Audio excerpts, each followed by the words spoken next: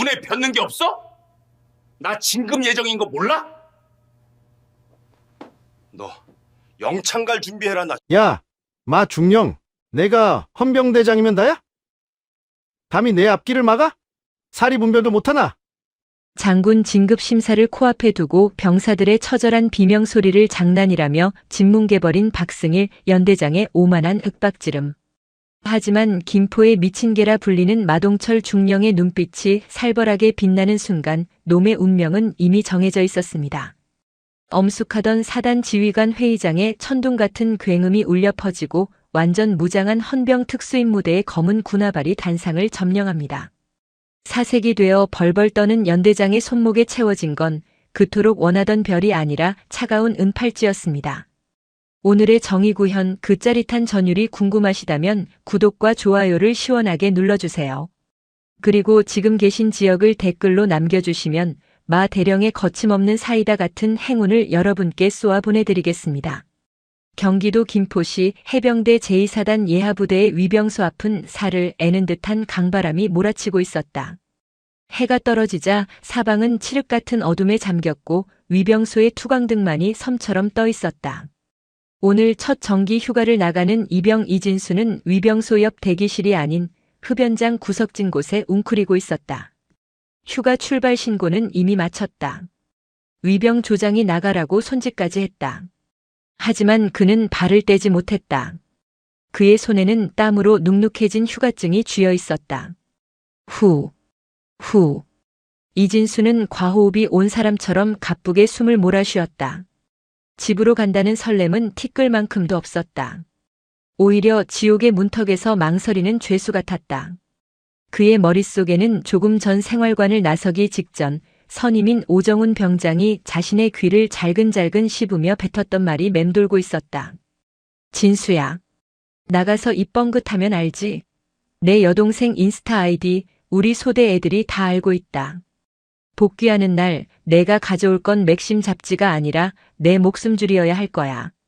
알겠냐, 찐빠 새끼야? 공포가 이성을 마비시켰다. 이진수는 떨리는 손으로 자신의 뺨을 문질렀다. 비비크림을 두껍게 발랐지만 그 아래 욱신거리는 통증은 가려지지 않았다. 그때 위병소 쪽으로 검은색 코란도 스포츠 한 대가 미끄러지듯 들어왔다. 헌병대 순찰 차량이었다. 조수석 문이 열리고 전투화 끈을 단단히 쭉 매고 허리에는 권총을 찬 사내가 내렸다. 해병대 제2사단 헌병대장 마동철 중령이었다. 마 중령은 해병대 내에서도 김포의 미친개 혹은 식인상어로 불리는 인물이었다. 타협을 모르는 성격 탓에 진급은 늦었지만 수사 능력 하나만큼은 국방부 조사본부에서도 혀를 내두를 정도였다.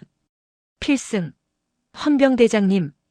위병소 근무자들이 우렁차게 경례를 붙였다. 마 중령은 대충 손을 들어 답례하고는 매의 눈으로 주변을 훑었다. 그의 시선이 흡연장 구석, 어둠 속에 숨어있는 이진수에게 꽂혔다. 거기 너. 마 중령의 목소리는 낮았지만 쇳소리가 섞여 있어 묘한 위압감을 주었다. 이진수는 소스라치게 놀라며 자리에서 벌떡 일어났다. 이병, 진, 수. 마 중령이 천천히 그에게 다가갔다. 가로등 불빛이 마 중령의 얼굴에 비스듬히 떨어지며 깊은 음영을 만들었다. 그는 이진수의 코앞까지 다가와 멈췄다. 휴가 출발자냐? 예, 그렇습니다. 그런데 왜 안 나가고 쥐새끼처럼 구석에 처박혀 있어? 버스 끊겼어? 아닙니다. 잠시 마음을 추스르고 있었습니다. 마음을 추스려? 마 중령의 눈매가 가늘어졌다.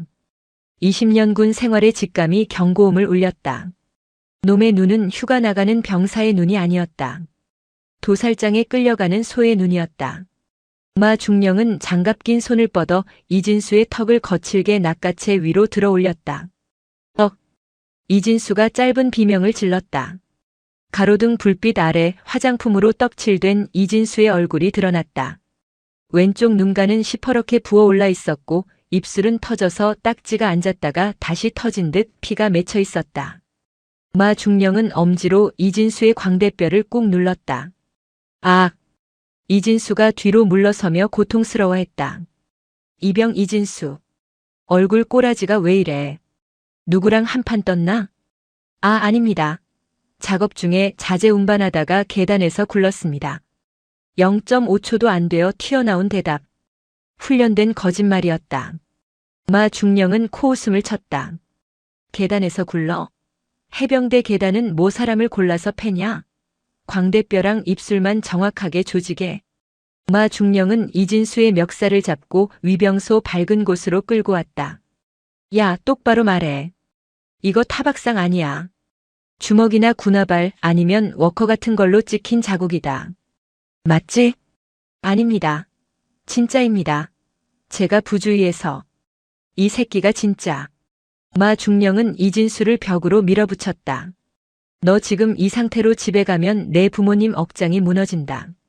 그거야말로 불효야. 내 눈은 못 속인다. 선임이 팼냐? 어떤 개새끼가 널 이렇게 만들었어. 이진수의 눈동자가 격렬하게 흔들렸다. 오정훈 병장의 얼굴과 부모님의 얼굴이 교차했다. 입을 여는 순간 죽음이라는 공포가 그를 짓눌렀다. 없습니다. 정말 없습니다. 마 중령은 이진수의 눈에서 깊은 절망을 읽었다. 이건 단순 폭행이 아니다. 영혼까지 유린당한 놈이다. 마 중령은 혀를 차며 무전기를 집어들었다. 상황실. 여기 위병소다. 당직차 보내. 태워갈 놈이 하나 있다. 네. 저 버스 타야 합니다. 가야 합니다. 이진수가 발버둥 쳤지만 마 중령의 악력은 쇠사슬 같았다. 닥쳐. 너 오늘 휴가 취소야. 대신 나랑 면담 좀 하자. 내가 아주 맛있는 커피 타줄 테니까. 마 중령은 위병소장에게 차가운 눈빛을 보냈다. 이 시간부로 위병소 CCTV 싹 다 백업해놔. 1초라도 삭제되면 내 놈이 옷 벗을 줄 알아. 필승. 알겠습니다. 헌병대 차량에 억지로 태워지는 이진수의 뒷모습을 보며 마 중령은 주머니에서 담배를 꺼내 물었다. 라이터 불꽃이 치솟으며 그의 살벌한 눈빛을 비췄다. 시발 냄새가 난다.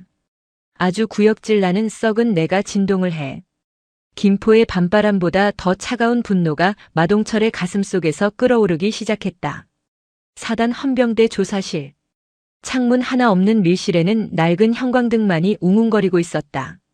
이진수는 스테인리스 책상 앞에 앉아 덜덜 떨고 있었다.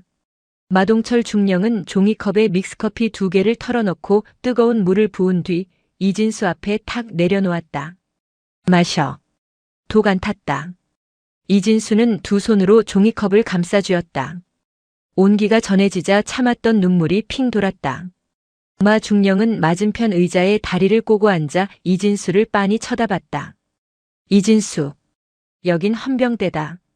내 중대장, 대대장, 연대장 할애비가 와도 내 허락 없이는 못 들어오는 곳이야. 즉, 여기는 이 사단에서 유일하게 안전한 성역이라는 뜻이다. 마 중령의 목소리는 건조했지만 확신에 차 있었다. 선택해라. 나가서 개죽음 당할래? 아니면 여기서 다 털어놓고 그 새끼들 인생을 조져버릴래? 내가 약속하지. 내가 입 여는 순간 그 새끼들은 군복 벗겨서 사회로 내동댕이 쳐질 거다. 아니, 감방에서 썩게 만들어주마. 이진수는 침을 꿀꺽 삼켰다. 보복당하면 저는 죽습니다. 그 선임은 악마입니다. 악마? 웃기지 마라.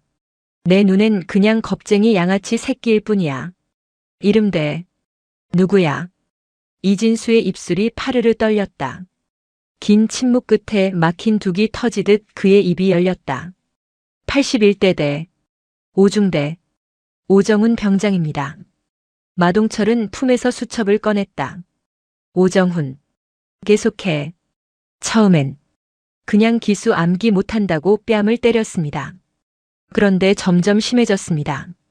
샤워실에서 알몸으로 기수 열외라면서 세워두고 찬물을 뿌렸습니다.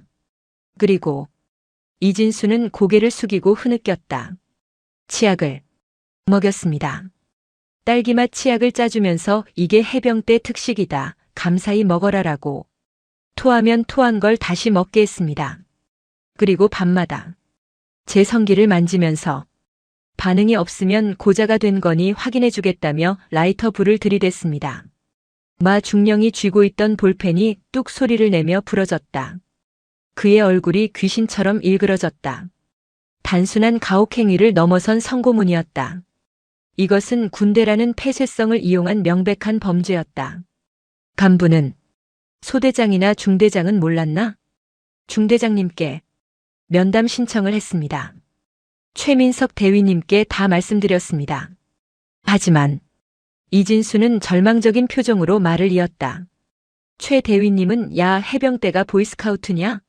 그 정도 장난도 못 받아쳐? 오정훈이가 일은 잘하잖아. 내가 좀 빠릿빠릿하게 굴면 될 거 아니야.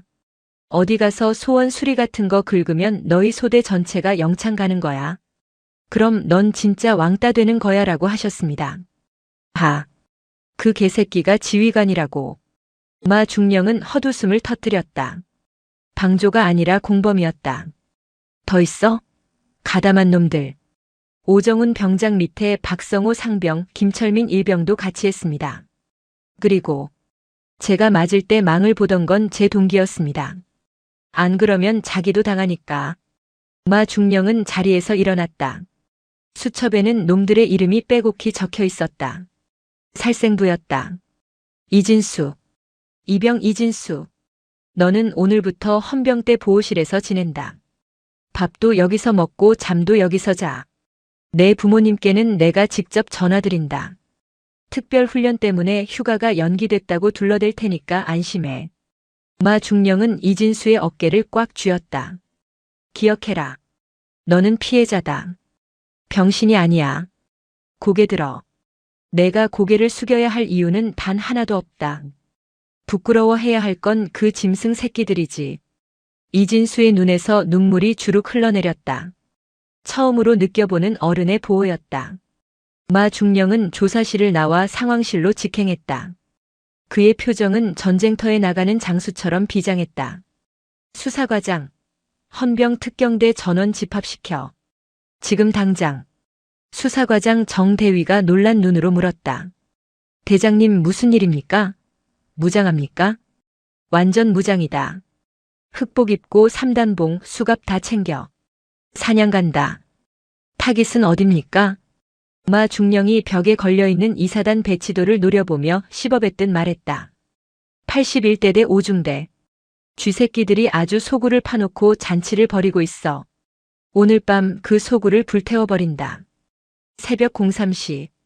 강화도 북단 민간인 통제선 안쪽에 위치한 81대대 주둔지.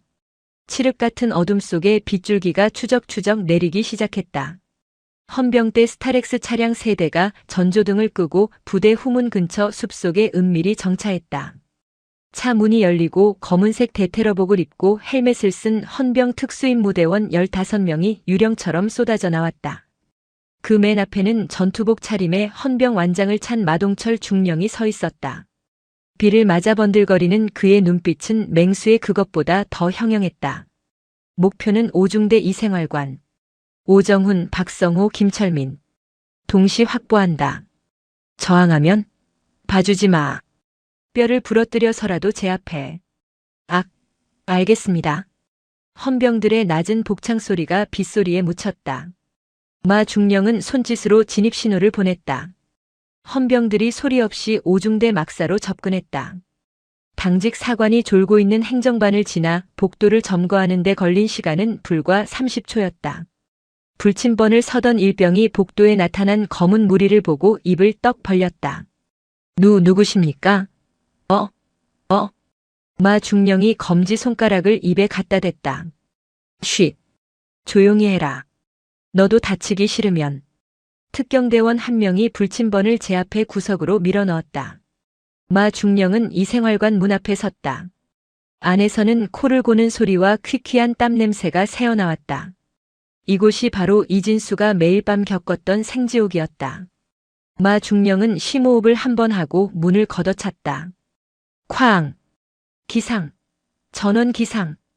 헌병대다. 천둥 같은 고함과 함께 생활관 불이 켜졌다. 특경대원들이 들이닥쳐 침상을 에워쌌다. 자고 있던 해병들이 비명을 지르며 튀어 일어났다. 뭐야? 전쟁 났어? 아 씨발 뭐야? 혼란의 도가니 속에서 마 중령은 침상 끝자리에 누워 이불을 뒤집어 쓰고 있는 놈을 찾아냈다. 오정훈 병장이었다. 그는 상황 파악이 안 된 듯 부스스한 얼굴로 고개를 내밀었다. 누구십니까? 왜 남의 생활관에? 내가 오정훈이냐? 마 중령이 성큼성큼 다가가 오정훈의 멱살을 잡고 침상 아래로 내동댕이 쳤다. 아, 뭐 하는 짓입니까? 내가 누군지 알아? 오정훈이 바닥을 구르며 소리쳤다. 알지. 후임병 조 빨개하고 치약 먹이는 변태 새끼. 내 놈 이름이 오정훈 맞잖아. 마 중령의 말에 오정훈의 얼굴이 하얗게 질렸다. 병장 오정훈. 너를 군형법상 특수폭행, 가혹행위, 강제추행 혐의로 긴급 체포한다. 변호사를 선임할 권리가 있고 변명하고 싶으면 아가리 닥치고 조사실 가서 해. 체포? 증거 있습니까? 이거 모함입니다. 증거? 내 놈 관물대 뒤져보면 나오겠지. 얘들아 뒤져. 특경대원들이 오정훈의 관물대를 털기 시작했다. 그때였다. 동작 그만. 뭐하는 짓들이야. 생활관 문이 부서져라 열리며 오중대장 최민석 대위가 뛰어들어왔다. 속옷 차림에 활동복 상의만 걸친 그는 얼굴이 불그락푸르락했다. 어떤 새끼가 감히 내 허락도 없이 내 중대를 쑤시고 다녀. 너희들 미쳤어? 여기 81대대야. 이사단 최정예 부대라고. 최 대위는 마 중령을 보고 멈칫했지만 이내 기세등등하게 소리쳤다. 마동철 중령님, 이거 명백한 월권입니다. 연대장님께 보고는 하셨습니까? 새벽에 이게 무슨 행패입니까? 마 중령은 오정훈을 짓누르고 있던 발을 떼지 않은 채 천천히 고개를 돌려 최 대위를 바라봤다. 경멸이 가득 담긴 눈빛이었다. 최민석 대위. 말씀하십시오. 당장 병력 물리십시오. 자네 중대장 맞나? 부하가 4개월 동안 지옥에서 살려달라고 비명을 질렀는데 귀구멍에 공구리를 쳤나 아니면 알면서 즐긴 건가? 그게 무슨 말씀입니까? 애들끼리 장난 좀 친 거 가지고. 장난? 후임병 입에 치약자 넣고 성기 지지는 게 장난이야? 그럼 나도 너한테 장난 좀 쳐볼까? 너도 지금 여기서 바지 벗고 라이터 불맛 좀 볼래? 마 중령의 살벌한 일갈에 최 대위가 입을 다물었다. 주변 병사들의 시선이 최 대위에게 쏠렸다. 경고하는데 최 대위. 자네는 지금 내 수사 방해하면 공무집행방해의 범인 도피죄로 현행범 체포될 수 있어. 군복 벗고 싶어서 환장한 게 아니면 저 구석에 처박혀서 입 다물고 있어. 마 중령은 최 대위를 투명인간 취급하며 다시 오정훈을 내려다봤다. 수갑 채워. 그리고 박성호, 김철민도 싹 다 끌고 가. 아주 질질 끌고 가서 개망신을 줘라. 나. 이거 안 나. 중대장님. 살려주십시오. 시키는 대로 했잖습니까?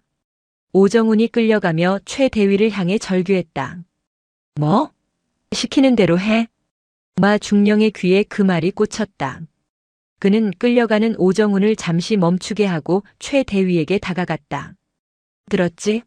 제가 방금 뭐라고 했는지. 시키는 대로 했다네? 최 대위, 너 나랑 할 이야기가 아주 많겠는데? 최 대위의 눈동자가 갈 곳을 잃고 흔들렸다. 식은 땀이 그의 관자놀이를 타고 흘러내렸다.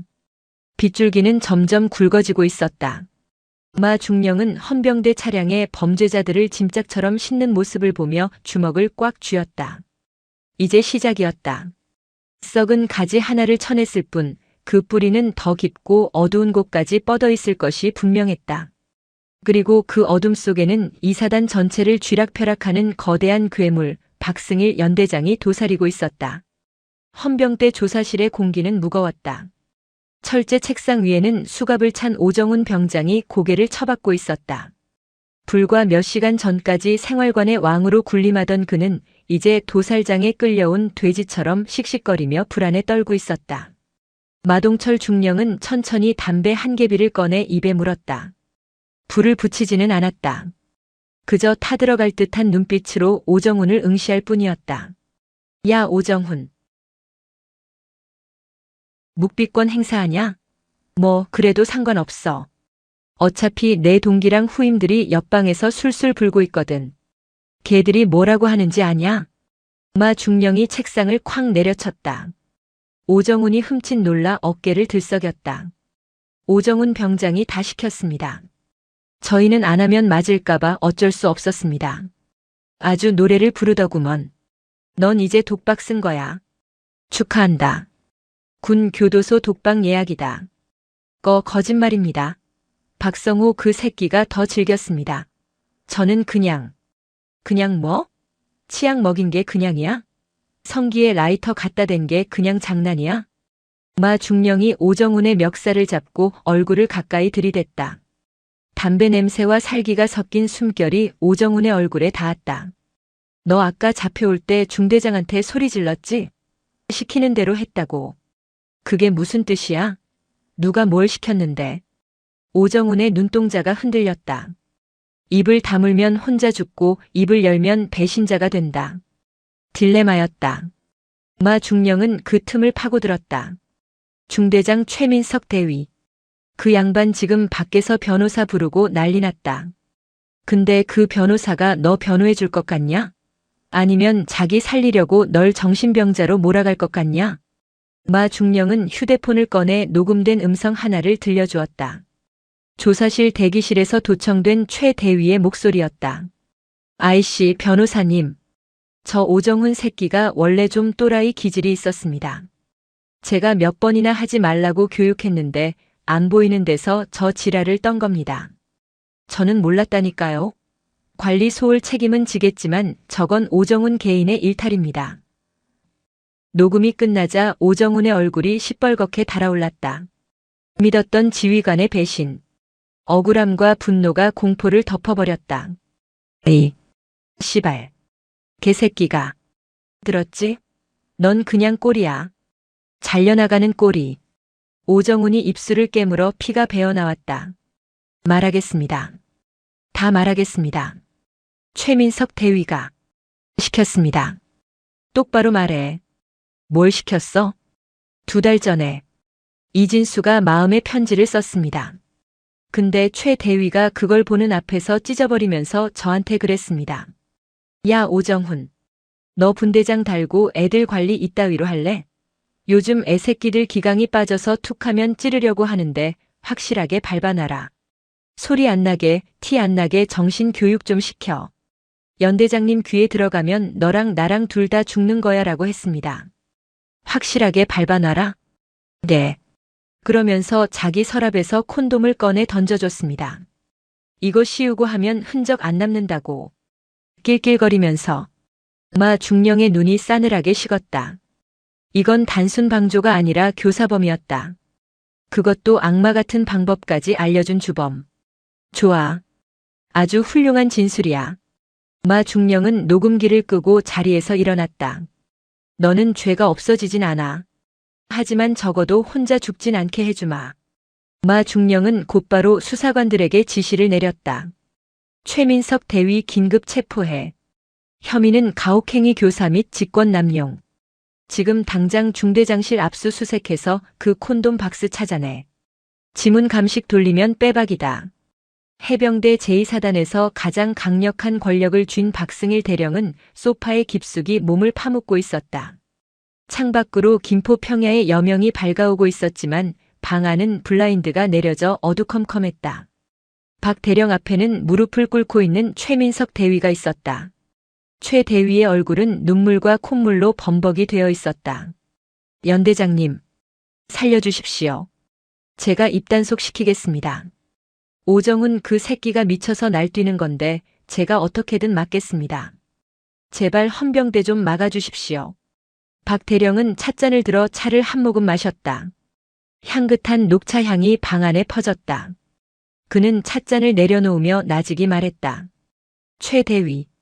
예. 필승. 너는 해병이 뭐라고 생각하나? 무적 해병. 상승 해병입니다. 아니. 해병은 의리다. 전우를 위해 대신 죽어줄 수 있는 의리. 근데 넌 지금 나한테 똥물을 튀기고 있어. 내 장군 진급심사가 다음 달인 거 알지? 박 대령이 몸을 일으켜 최 대위 앞으로 다가갔다. 그리고 신고 있던 전투화 발로 최 대위의 명치를 걷어찼다. 최 대위가 뒤로 나뒹굴었다. 박 대령은 쓰러진 최 대위의 머리를 밟았다. 이 멍청한 새끼야. 애들 관리를 어떻게 했길래 헌병대가 내 앞마당까지 들어오게 해. 마동철 그 미친 개가 냄새 맡고 달려들잖아. 죄송합니다. 컥. 들어라. 넌 끝났다. 옷 벗어. 최 대위의 눈이 커졌다. 연대장님. 저한테 이러시면 안 됩니다. 연대장님이 저번에 그러셨잖습니까? 사고 안 나게 덮는 것도 능력이다. 시끄러운 놈들은 밟아서라도 입 다물게 해라라고 직접 지시하셨잖습니까? 박 대령의 눈빛이 차갑게 변했다. 그는 허리춤에서 권총을 꺼내는 신용을 하더니 손가락으로 총 모양을 만들어 최 대위의 이마에 갖다 댔다. 증거 있나? 나는 그런 말 한 적 없어. 내가 과잉 충성하다가 사고 친 거지. 안 그래? 박 대령은 책상 위에 인터폰을 눌렀다. 헌병대지. 여기 내 방에 범죄자 하나 있다. 와서 데려가. 최 대위는 절망했다. 토사구팽. 사냥이 끝나자 사냥개를 삶아먹는 꼴이었다. 박승일. 내가 그러고도 인간이야. 최 대위가 발악하며 달려들려 했지만 문 밖에서 대기하던 헌병들이 들이닥쳐 그를 제압했다. 끌고 가. 박 대령은 손을 휘휘 저었다. 최 대위가 질질 끌려나가며 저주를 퍼부었다. 두고 봐라. 나 혼자 안 죽어. 내가 상납받은 거 다 풀어버릴 거야. 문이 닫히고 정적이 찾아왔다. 박 대령은 다시 소파에 앉았다. 손이 미세하게 떨리고 있었다. 최 대위의 마지막 말이 마음에 걸렸다. 상납. 그는 휴대폰을 꺼내 어딘가로 전화를 걸었다. 김 판사. 나야 박승일. 오랜만이지. 다름이 아니라 우리 부대 중대장 녀석 영장 실질 심사가 곧 올라갈 텐데. 응. 기각 좀 시켜줘. 증거 불충분이나 도주 우려 없으므로. 내가 밥 한번 거하게 살게. 응, 부탁해. 전화를 끄는 박 대령의 입가에 비릿한 미소가 번졌다. 법은 멀고 주먹은 가깝지만 권력은 법보다 위에 있었다. 마동철이 아무리 날고 기어도 사법 시스템을 쥐고 있는 건 자신이었다. 마동철. 내가 감히 내 앞길을 막아? 어디 한번 해보자고. 마동철 중령은 분노로 책상을 엎어버렸다. 와장창 소리와 함께 서류들이 바닥에 흩날렸다. 영장 기각? 판사가 돌았나? 증거가 이렇게 차고 넘치는데 기각을 해? 수사과장 정대위가 고개를 푹 숙였다. 죄송합니다.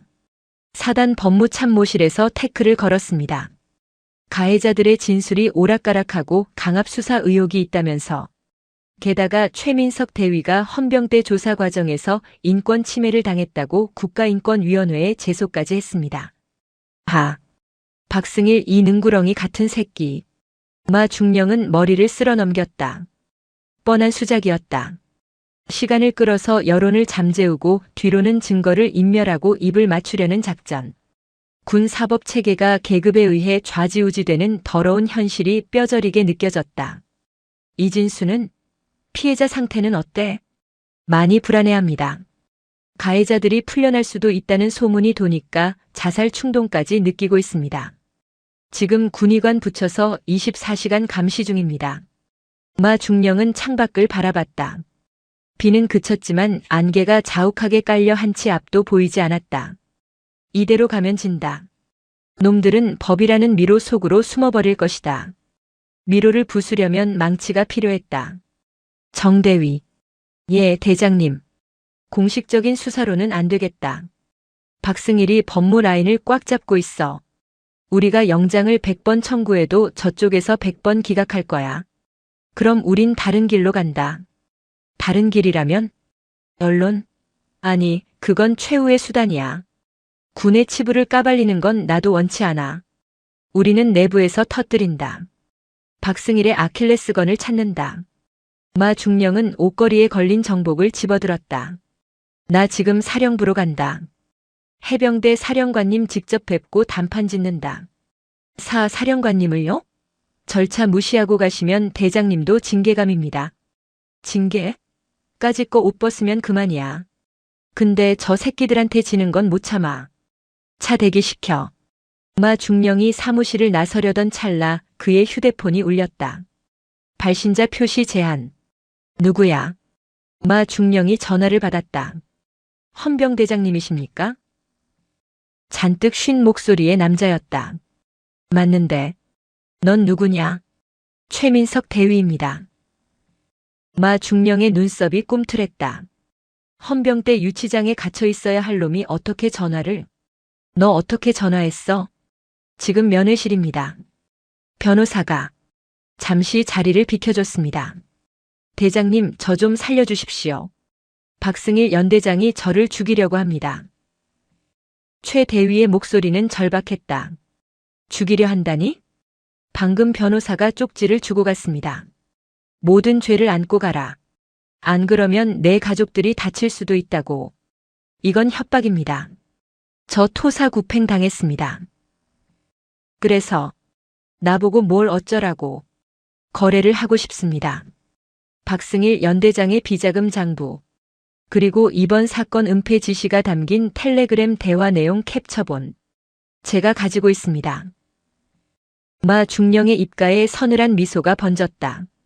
꼬리가 몸통을 물어뜯기 시작했다. 어디 있나 그 증거. 제 관사. 안방 화장대 밑바닥에 붙여놨습니다.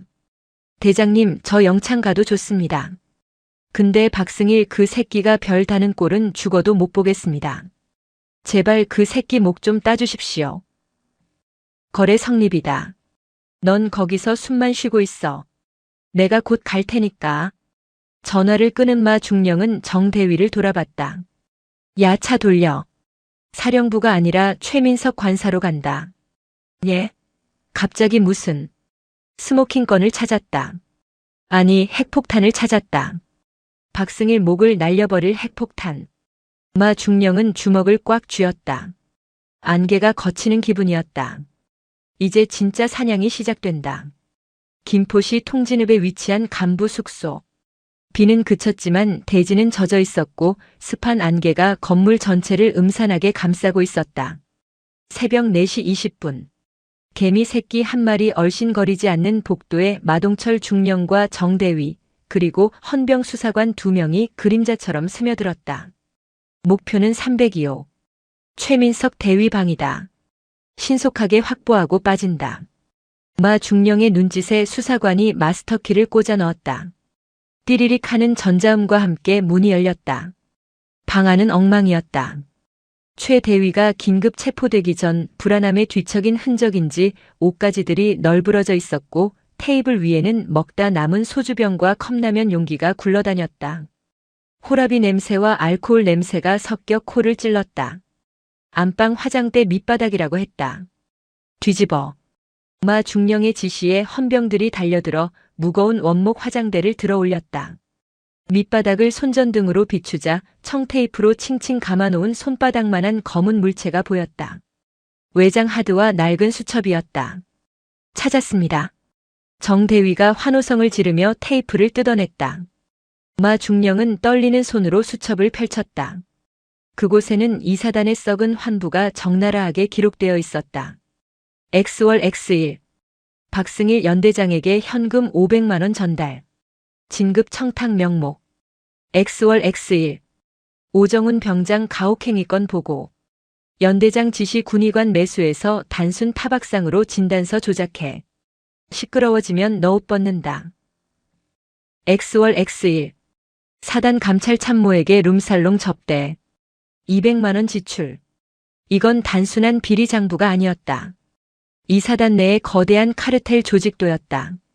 그리고 외장 하드를 노트북에 연결하자 박승일 연대장과 최 대위가 주고받은 텔레그램 대화 내역이 쏟아져 나왔다. 박승일, 야, 그 이진수라는 놈 입 못 놀리게 해. 필요하면 헌병대에 있는 내 라인 통해서 정신병자로 몰아가. 최민석, 알겠습니다. 오정훈 시켜서 확실히 겁주겠습니다. 하. 이 미친 새끼들. 마 중령의 입에서 헛웃음이 터져 나왔다. 상상 그 이상이었다. 박승일은 군인이 아니라 조폭 두목이나 다름없었다. 그때였다.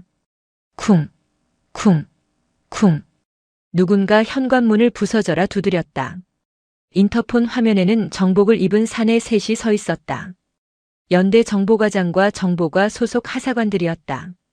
박승일의 사병이나 다름없는 놈들이 냄새를 맡고 온 것이다. 헌병대장님, 안에 있는 거 다 압니다. 문 여십시오. 남의 연대 간부 숙소를 영장도 없이 뒤지는 건 불법입니다. 정보과장의 고함이 복도를 울렸다. 대장님 어떡합니까? 저것들 밀고 들어올 기세입니다. 정대위가 당황하며 물었다. 마 중령은 수첩과 외장하드를 자신의 품속 깊이 챙겨 넣고 가죽 장갑을 고쳐 꼈다. 어떡하긴.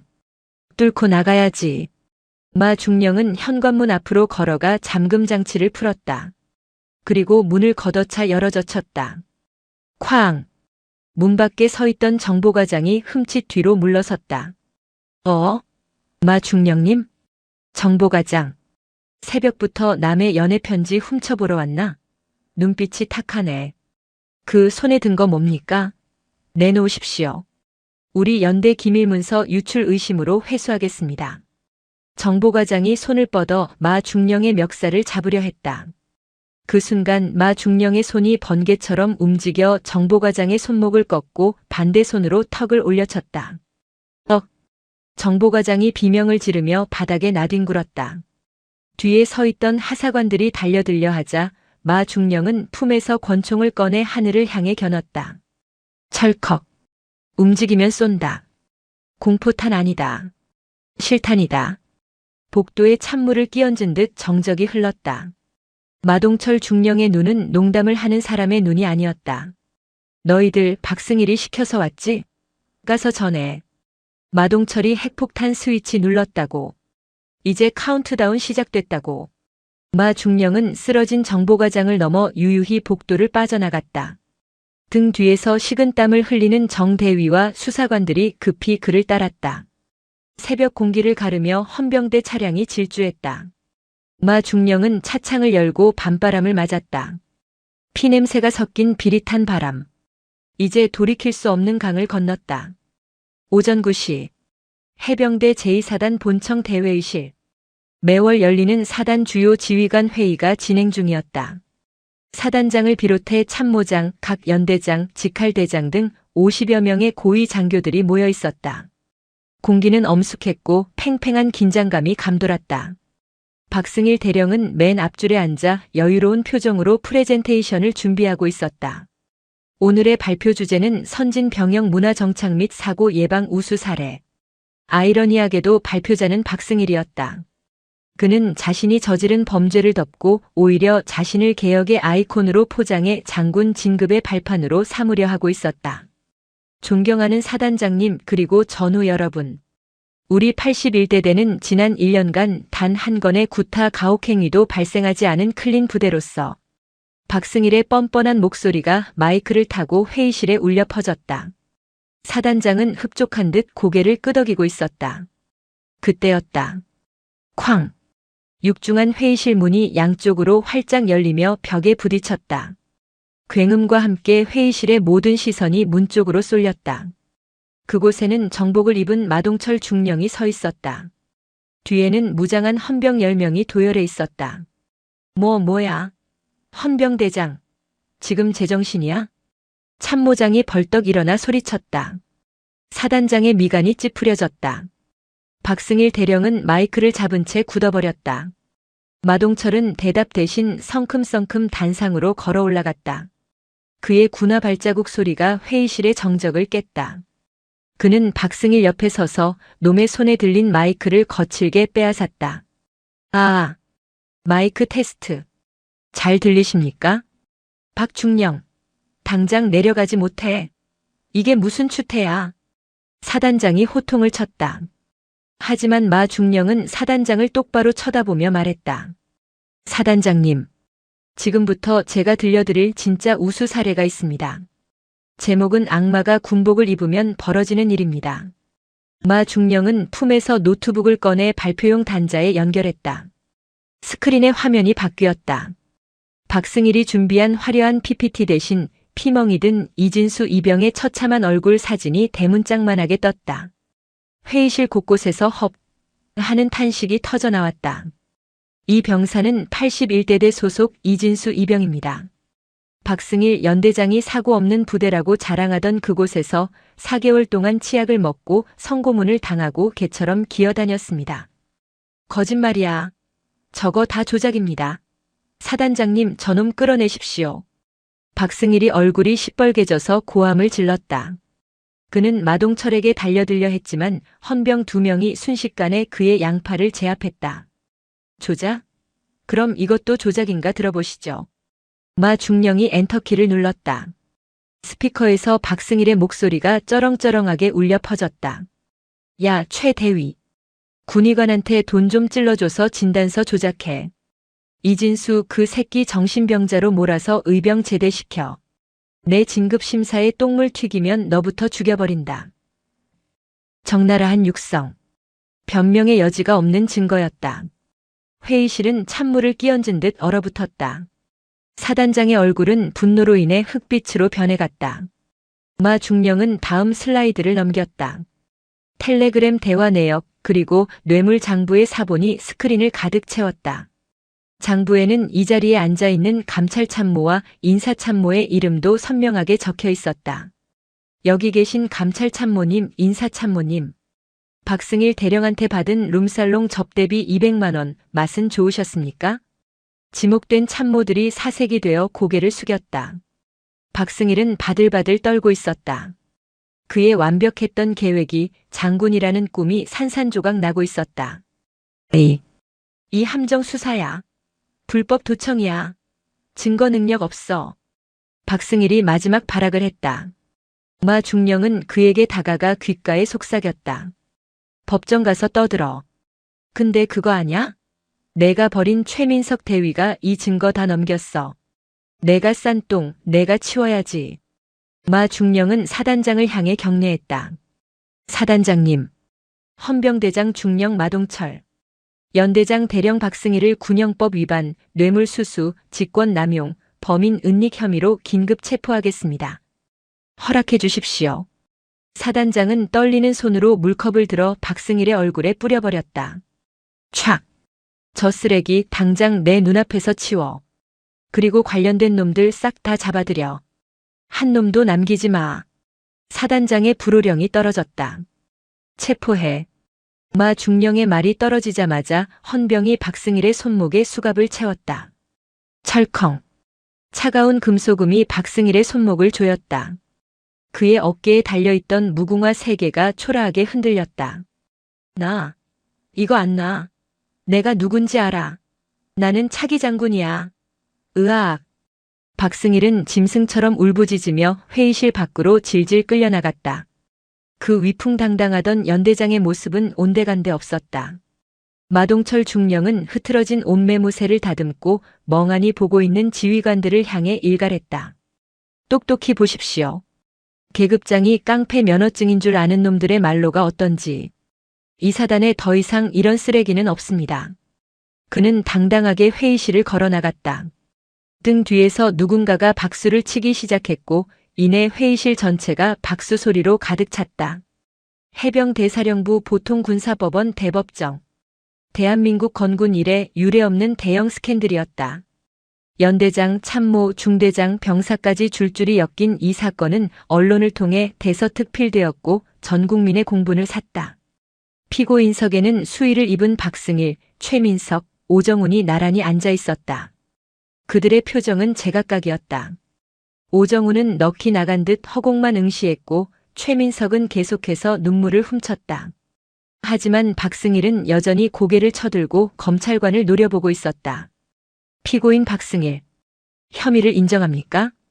군판사의 질문에 박승일이 벌떡 일어났다. 인정 못합니다. 저는 부하들을 사랑으로 지휘했습니다. 이건 저를 음해하려는 헌병 때의 표적 수사입니다. 억울합니다. 그는 끝까지 반성하지 않았다.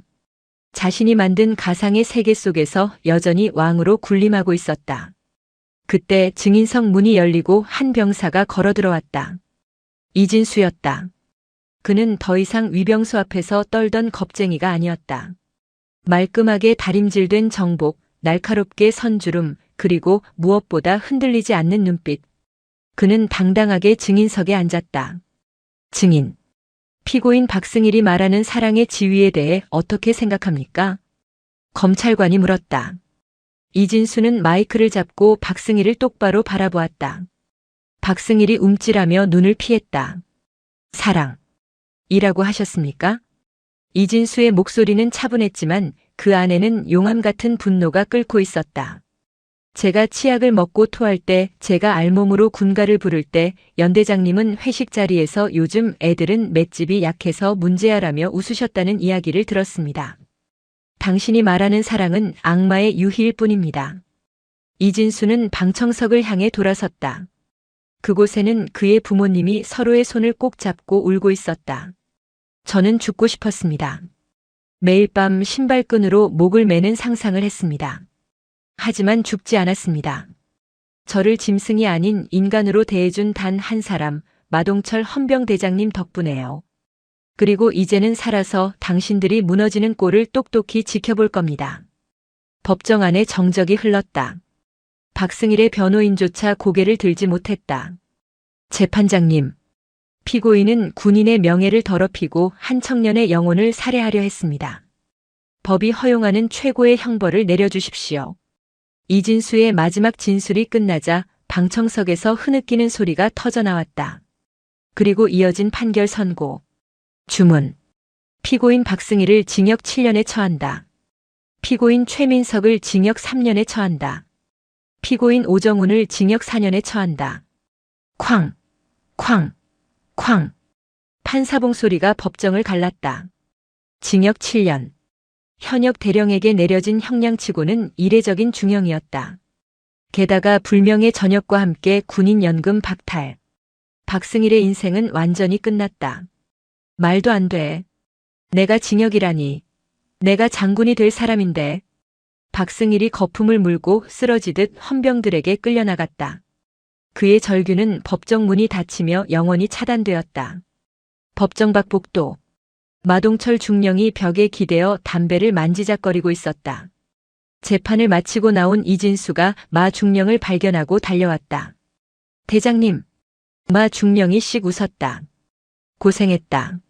말 잘하더라. 변호사 해도 되겠어. 감사합니다. 정말 감사합니다. 이진수는 마 중령의 가슴에 얼굴을 묻고 펑펑 울었다. 이번에는 슬픔의 눈물이 아니라 해방의 눈물이었다. 마 중령은 투박한 손으로 이진수의 등을 두드려 주었다. 울지 마라. 해병은 눈물을 보이지 않는다며. 오늘만 울겠습니다.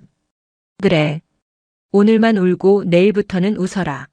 내 인생 이제 진짜 시작이니까. 계절이 바뀌어 김포 평야에 아지랑이가 피어오르는 4월이 되었다. 잿빛이었던 갯벌에도 초록색 함초가 돋아나고 있었다. 해병대 제2사단 위병소 앞. 저녁 신고를 마친 마동철 대령 특진이 헌병대 건물 앞에서 짐을 챙기고 있었다. 이번 사건의 공로를 인정받아 국방부 조사본부 광역수사단장으로 영전하게 된 것이다. 그의 짐은 단출했다. 낡은 더플백 하나와 사진 액자 하나. 떠나시는 겁니까? 뒤에서 익숙한 목소리가 들렸다. 상병 계급장을 단 이진수였다. 그는 이제 구중대의 분대장이 되어 있었다. 할 일 다 했으니 가야지. 더 큰 쓰레기들이 서울에 많다더라. 마 대령이 선글라스를 끼며 말했다. 섭섭합니다. 대장님 아니었으면 전. 야, 심파 찍지 마. 징그러워. 마 대령이 손사래를 쳤지만 입가에는 미소가 걸려 있었다. 그는 이진수의 옷매무새를 다듬어 주었다. 이진수 상병. 필승. 너 분대장 달았다며? 애들 괴롭히지 마라. 나처럼 훌륭한 군인이 되란 말이야. 명심하겠습니다. 저도 대장님처럼 후임들을 지키는 헌병이 되기로 결심했습니다. 전역하면 경찰 시험 볼 겁니다. 오, 꿈이 야무진데? 그래, 넌 잘할 거다. 깡다구 하나는 인정하니까. 마 대령은 지프차에 올라탔다. 건강해라. 그리고 다신 보지 말자. 헌병대에서 만나는 건 좋은 일이 아니니까. 필승. 안녕히 가십시오. 이진수가 절도 있게 거수 경례를 붙였다. 그의 뒤로 헌병대원들과 81대대 병사들이 도열해 있었다. 그들은 모두 떠나는 마 대령을 향해 경례했다. 필승! 우렁찬 경례 구호가 김포 하늘을 찢을 듯 울려 퍼졌다. 그것은 권위에 대한 복종이 아니라 진짜 군인에 대한 존경의 표시였다. 차가 움직이기 시작했다. 마 대령은 백미러로 멀어지는 부대를 바라보았다. 위병소 앞 벚꽃이 눈처럼 휘날리고 있었다. 지난 겨울 썩은 내가 진동하던 그곳은 이제 꽃향기로 가득했다. 잘 있어라 청룡부대. 꽤 즐거운 사냥이었다. 마 대령은 창문을 열고 봄바람을 깊게 들이마셨다. 가슴속에 묵직하게 자리 잡고 있던 돌덩이가 사라진 기분이었다. 차량은 강화대교를 건너 서울 방향으로 속도를 높였다. 붉은색 해병대 깃발이 바람에 힘차게 펄럭였다. 정의가 승리한 땅 위로 비로소 따뜻하고 찬란한 봄이 오고 있었다. 네가 가진 기술이 하찮은 수준이라면 네놈의 남성 기능 역시 하찮다고 판별하겠다. 이라크 아르빌. 한 이라크 여군 지휘관의 오만한 도발이 묵묵히 임무를 수행하던 한 한국인 하사의 심장을 꿰뚫습니다. 이것은 단순한 실력 검증이 아닙니다. 한 남자의 자존심과 그가 입은 군복의 명예를 짓밟는 가장 잔인한 조롱이었습니다. 과연 이라크로 파병을 나간 한국인 하사와 이라크 여군 지휘관 사이에서는 어떤 일이 있었던 걸까요? 여러분, 오늘도 편안한 시간 보내고 계신가요? 여러분의 일상을 댓글로 공유해 주시면서 시청 후 잊지 마시고 구독과 좋아요 한 번씩 꼭 눌러주시면 감사하겠습니다. 숨이 막혔다. 폐부 깊숙이 파고드는 것은 단순한 열기가 아니었다. 그것은 수천 년 묵은 먼지와 마른 피냄새와 그리고 이방인을 향한 노골적인 배척감이 뒤섞인 공기였다. 이라크 쿠르디스탄 자치구의 수도 아르빌. 자이툰 부대 주둔지 외곽의 태양은 모든 색을 바래게 할 만큼 맹렬했다. 황지훈 하사는 방탄 헬멧 아래로 흐르는 땀을 거칠게 닦아냈다. 전투복 등판은 이미 소금 지도를 그리고 있었다. 그의 뺨에는 정비유가 희미하게 번져 있었고 손톱 밑은 언제나처럼 검은 기름때가 박혀 있었다. 황 하사. 준비됐나? 통신 천막 안에서 이진성 상사가 얼굴을 내밀었다. 그는 자이툰 사단 본부 직할대 소속의 통신 정비 반장이었다. 완료됐습니다. 장비 다 챙겼습니다. 좋아. 이 상사가 혀를 찼다. 이번엔 이라크 놈들 물건이야. 3사단 사령부라는데 통신망 전체가 먹통이랍니다. 꼴에 미군한테 받은 최신형 장비라는데 지들 손으로는 답이 안 나온 모양이야. 황지우는 묵묵히 고개를 끄덕였다. 그의 임무는 연락정비 담당이었다. 공식 명칭은 그랬다. 실질적인 임무는 자이툰 부대와 현지 주둔군 사이의 온갖 기술적 문제를 해결하는 해결사였다. 그것이 망가진 발전기든 주파수가 잡히지 않는 무전기든 혹은 방탄 차량에 퍼져버린 엔진이든 다른 애들 말고 꼭 황 하사를 지명하더군. 저번에도 자네가 걔들 사단장 차량 에어컨 고쳐줬지? 네, 그렇습니다. 빌어먹을. 걔들 눈엔 대한민국 하사가 무슨 만능 맥가이버로 보이나. 이 상사는 불쾌감을 숨기지 않았지만 황지훈의 어깨를 두드리는 손길에는 신뢰가 담겨 있었다. 황지훈은 24살이었지만 그의 손은 40살 정비사의 그것처럼 거칠고 투박했다. 그는 기계를 이해했다. 전선의 기계들은 사람보다 정직했다. 단결. 다녀오겠습니다. 짧은 경례를 마친 황지훈이 방탄 차량 조수석에 올라탔다. 운전대를 잡은 김상병이 긴장한 얼굴로 침을 삼켰다. 지훈이 형님, 이번엔 또 얼마나 걸립니까? 거기 분위기 장난 아니라던데. 가봐야 알지. 빨봐. 차량이 육중한 부대 정문을 통과했다. 아르빌 시내를 향하는 비포장도로 위로 거대한 먼지 구름이 일었다. 자이툰 부대의 안전구역을 벗어나자마자 공기가 바뀌었다. 거리는 활기찼지만 그 활기는 언제 터질지 모르는 폭탄의 뇌관처럼 아슬아슬했다. 이라크군 제3사단 사령부 임시 막사는 아르빌에서도 가장 혼란스러운 구역에 자리 잡고 있었다. 미군이 버리고 간 기지를 급조해서 사용하고 있었다. 입구의 검문소는 자이툰 부대의 그것과는 비교도 안 되게 허술했지만 총을 든 병사들의 눈빛만큼은 살벌했다. 코리안, 자이툰, 경계병이 더러운 총구로 황지훈을 훑었다. 황지훈은 말없이 통행증을 내밀었다. 한참을 더듬거리며 서류를 읽던 병사가 어딘가로 고함을 쳤다. 안으로. 차량이 연병장을 가로지르자 수십 명의 이라크 군인들이 하던 훈련을 멈추고 그들을 쳐다봤다. 그들의 시선에는 호기심보다 경멸이 더 많았다. 동양에서 싸우러 온 것인지 돈을 쓰러 온 것인지 모를 군대. 그들에게 자이툰은 그런 존재였다. 차량이 멈춘 곳은 사령부 본청으로 쓰이는 낡은 2층 건물 앞이었다. 그리고 그곳에서 그녀가 기다리고 있었다. 레일라 알자비리. 이라크군 육군 중위. 그녀는 건물 기둥에 기대어 팔짱을 끼고 서 있었다. 헬멧도 쓰지 않은 채 검은 머리카락을 전투복 칼라 안으로 단정하게 말아 넣었다. 황지훈은 그녀가 이곳 지휘관이라는 말을 듣고 의아했었다. 이라크군, 그것도 최전방 사령부의 여성 지휘관이라니. 그녀는 황지훈이 상상했던 것보다 훨씬 젊었고 훨씬 더 차가웠다. 날카로운 콧날과 도톰한 입술이 강렬한 인상을 주었지만 그녀의 눈은 메마른 사막처럼 공허했다. 그녀는 황지훈이 차에서 내리자마자 위아래로 훑어봤다. 당신이 자이툰에서 보낸 기술자인가? 그녀의 목소리는 낮고 매끄러웠지만 명백한 조소가 담겨 있었다. 대한민국 육군 황지훈 하사입니다. 연락 장교 임무 겸임 중입니다. 황지훈은 의전 교육을 받은 대로 먼저 경례를 붙였다. 하지만 레일라 중위는 경례를 받지 않았다. 그녀는 팔짱을 낀 채 한 걸음 다가왔다. 키는 황지훈보다 약간 작았지만 그녀의 계급장이 주는 위압감은 공기를 짓눌렀다. 하사? 그녀는 비웃음을 터뜨렸다. 내 휘하의 병사들도 당신보다는 계급이 높겠군. 자이툰은 장교가 없나? 아니면 이 중요한 문제를 해결할 사람이 고작 당신뿐인가? 문제를 확인하러 왔습니다. 황지훈은 감정을 드러내지 않았다. 그는 이곳에서 수많은 모욕과 무시를 경험했다.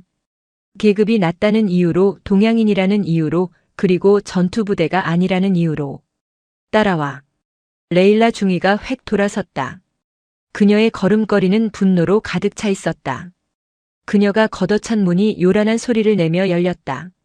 통신 지휘실이었다. 안은 아수라장이었다. 미군이 공유한 최신형 전술 통신 제어반이 방 한가운데를 차지하고 있었지만 모든 모니터는 죽어 있었다. 케이블은 뱀처럼 바닥에 널브러져 있었고 부품들은 해체된 채 책상 위에 흩어져 있었다. 이틀 전부터 먹통이다. 레일라가 말했다. 내 부하들이 손을 썼지만 보다시피 그녀는 어깨를 으쓱했다. 방구석에는 이라크군 통신병 2명이 겁에 질린 얼굴로 서 있었다. 이게 안 되면 난 바그다드 사령부와 연락할 수 없어. 내 포병대도 움직일 수 없지. 당신들 자이툰이 재건을 돕는다고 했지? 이게 당신들의 일이다. 황지훈은 그녀의 말을 무시하고 곧장 제어반으로 다가갔다. 그는 장갑을 벗고 주 전원부를 확인했다. 매뉴얼조차 없었지만 그는 이 장비의 기본 회로도를 머릿속에 그리고 있었다. 레일라 중위는 그런 황지훈의 뒷모습을 노려봤다. 그녀는 참을성이 없었다. 그녀는 바그다드 명문가 출신이었고 서방에서 군사교육을 받았다. 그녀는 자신의 실력으로 이 자리에 올랐다고 자부했다. 하지만 이 망할 놈의 장비 하나가 그녀의 발목을 잡고 있었다. 내 최고 기술자들이 꼬박 이틀을 매달렸어. 그들은 미군에게 직접 교육받은 이들이다. 그런데 자이툰은 고작 당신 같은 하사 한 명을 보냈군. 그녀는 황지훈의 땀에 젖은 전투복과 기름때 묻은 손을 경멸하듯 바라봤다. 황지훈은 그저 묵묵히 자신의 공구 가방을 열었다. 그녀의 인내심이 바닥났다. 이봐 하사. 그녀가 황지훈의 어깨를 툭 쳤다. 들었나? 내 부하들도 못 고쳤다고. 당신이 뭘 할 수 있지? 당신 체구는 내 통신병보다도 왜소하군. 그는 고개를 돌려 처음으로 레일라 중위의 눈을 똑바로 쳐다봤다. 중위님, 방해됩니다. 방해? 레일라가 얼음장 같은 미소를 지었다. 그녀가 황지훈의 턱 앞에 자신의 얼굴을 바싹 들이댔다. 뜨거운 사막의 열기와는 다른 차가운 분노가 그녀에게서 뿜어져 나왔다. 좋아. 실력을 보여봐. 하지만 똑똑히 들어. 그녀의 목소리가 속삭임처럼 낮아졌다. 방 안의 모든 소리가 죽었다. 내가 가진 그 기술적 실력 말이야. 만약 그게 하찮은 수준이라면 그녀의 시선이 황지훈의 눈에서부터 아래로 천천히 모욕적으로 내려갔다. 나는 내 놈의 남성 기능 역시 마찬가지로 하찮다고 판별하겠다. 그게 이라크 여군 지휘관이 한국군을 판단하는 방식이니까. 조롱. 그것은 단순한 모욕을 넘어선 한 인간의 존재 자체를 부정하는 도발이었다. 그러니 증명해봐. 내가 쓸모없는 수컷이 아니라는 걸. 황지훈은 아무 대답도 하지 않았다. 그는 그저 천천히 다시 제어 반으로 몸을 돌렸다. 그의 눈빛이 변해 있었다. 타오르는 사막의 태양보다 더 뜨겁고 날카로운 칼날보다 더 차갑게. 그는 공구 가방에서 가장 아끼는 레칫 드라이버를 꺼내 들었다. 정적이 흘렀다. 레일라 알자비리 중위가 내뱉은 모욕은 독가스처럼 통신 지휘실 안에 퍼져나갔다. 방구석의 이라크 통신병들은 숨조차 제대로 쉬지 못했다. 황지훈 하사는 그러나 그녀의 도발에 어떤 대꾸도 하지 않았다. 그는 그저 묵묵히 자신의 공구 가방 앞에 한쪽 무릎을 꿇었다. 지퍼를 여는 스르륵 소리가 방 안에 기묘하게 크게 울렸다. 그의 손길은 마치 의과대학 해부 실습실의 수석 외과의처럼 침착하고 정제되어 있었다. 그는 가장 먼저 손바닥만 한 검은색 멀티미터를 꺼내 들고 제어반의 주 전원 공급 장치 패널을 열었다. 레일라 중위가 코웃음을 쳤다. 그녀는 여전히 팔짱을 낀 채 벽에 기대어 섰다. 전원 문제는 아니다. 내 부하들이 그것부터 확인했으니까. 황지훈은 대답 대신 측정기의 탐침을 내부 회로 기판의 접점에 가져다 댔다. 삑. 그의 눈이 가늘어졌다. 전압이 불안정합니다. 뭐라고? 전압이 튑니다. 기준치를 훌쩍 넘었다가 다시 절반 이하로 떨어집니다. 이 정도면 기기 보호를 위해 메인보드가 스스로 전원을 차단한 겁니다. 그걸 내 부하들이 몰랐을 것 같나? 레일라가 날카롭게 받아쳤다. 기지 전체 전력이 이 모양인 건 나도 알아. 그래서 미군 놈들이 준 비상 전원 공급 장치를 연결해뒀다. 저거 말이다. 그녀가 가리킨 장비의 상태 표시등은 죽어 있었다. 황지훈은 그 장비로 걸어가 뒷면을 살피더니 두꺼운 케이블 하나를 잡아당겼다. 케이블은 힘없이 툭 빠져나왔다. 연결이 잘못됐습니다. 뭐? 이건 출력 단자가 아니라 입력 단자입니다. 중위님의 부하들이 전기를 공급받는 게 아니라 오히려 이 장비의 배터리를 역으로 소모시키고 있었습니다.